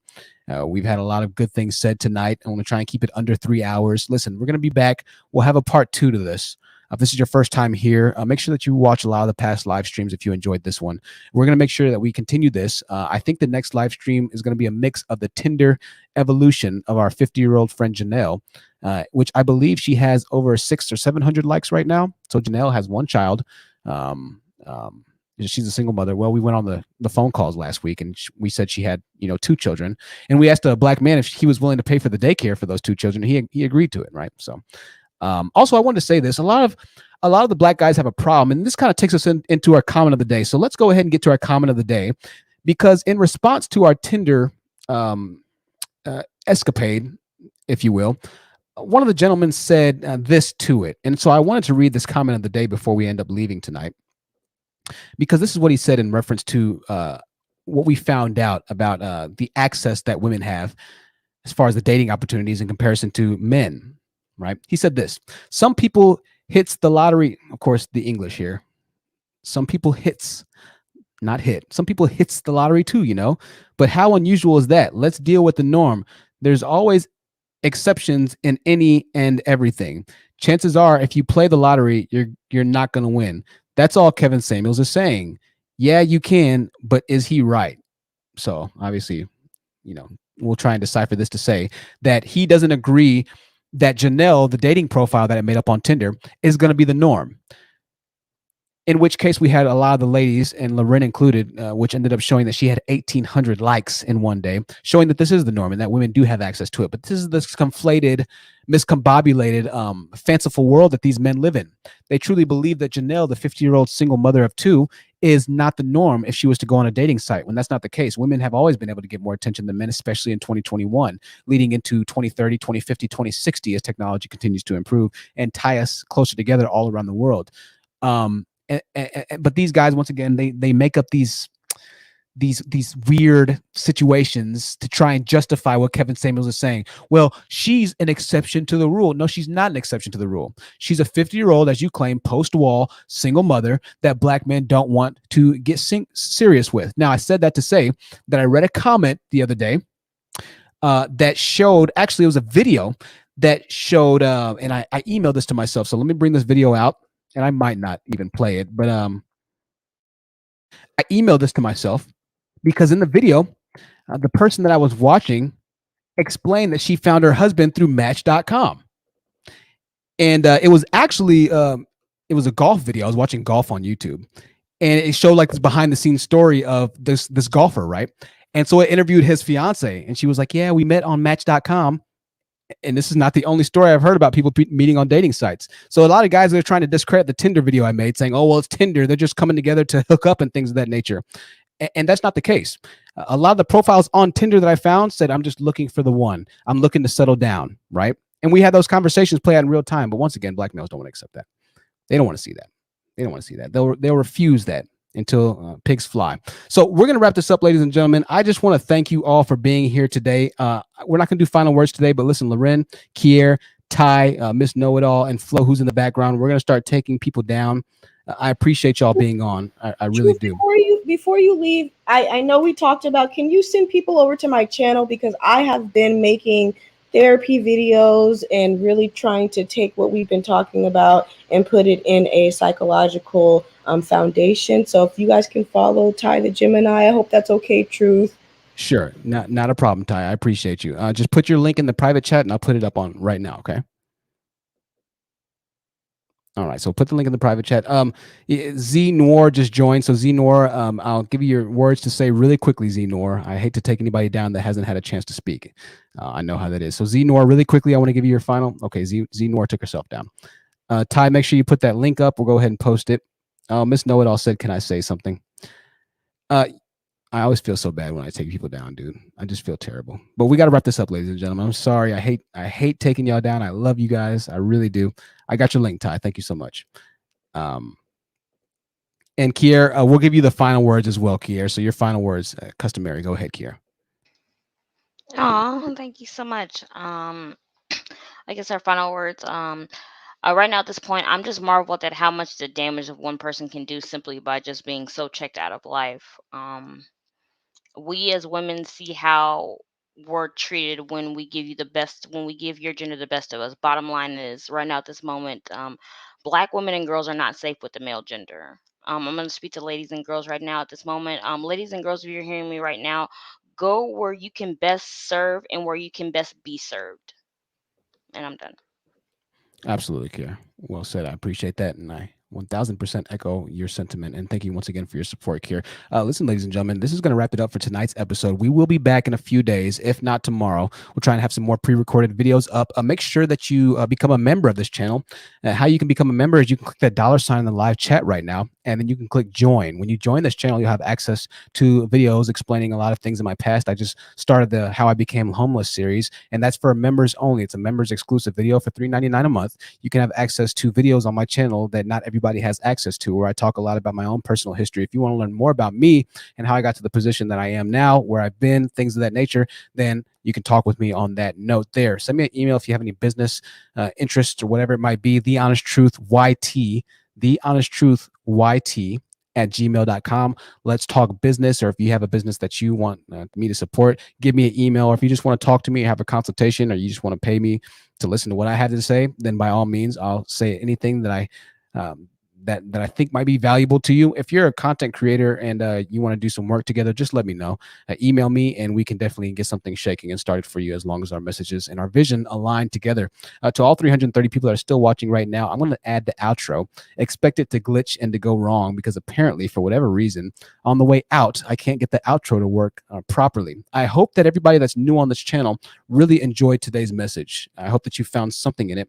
And I want to thank everybody for joining us that is new today. Huge influx of people. And it's good to see that we are growing. And as we continue to grow, this message will continue to grow. And I want to thank you for being a part of the new movement of enlightenment that seeks to hold every degenerate inside of our community accountable for the degeneracy.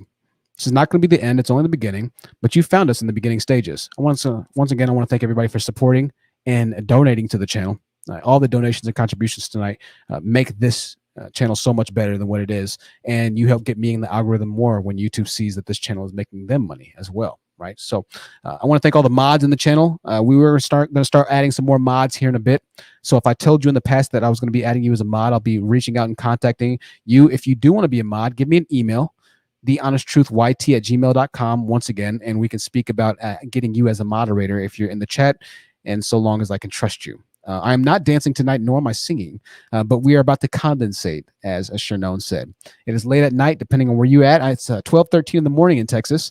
I believe on the West Coast, it is closer to 10:13 p.m. I believe on the East Coast, it's as far as 2 or 3:13 in the morning. So thank you all, ladies and gentlemen, once again. I will see you all soon. I truly do love you all so much.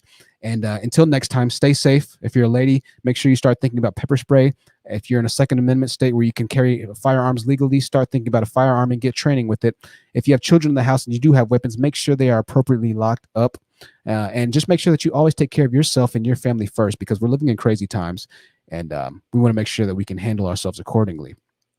Other than that, take a break sometimes. If you need to take a break from YouTube, create another YouTube account. As I always say, take a vacation from this channel, because it can get a bit hot and heavy, and it can start to affect your mental psyche if you remain in such a hostile environment for a long time. So make sure to take care of yourself and your own mental fortitude first. Today is Wednesday.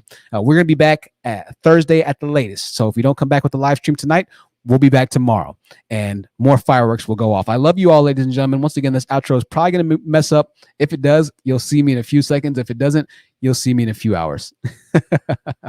Let us see.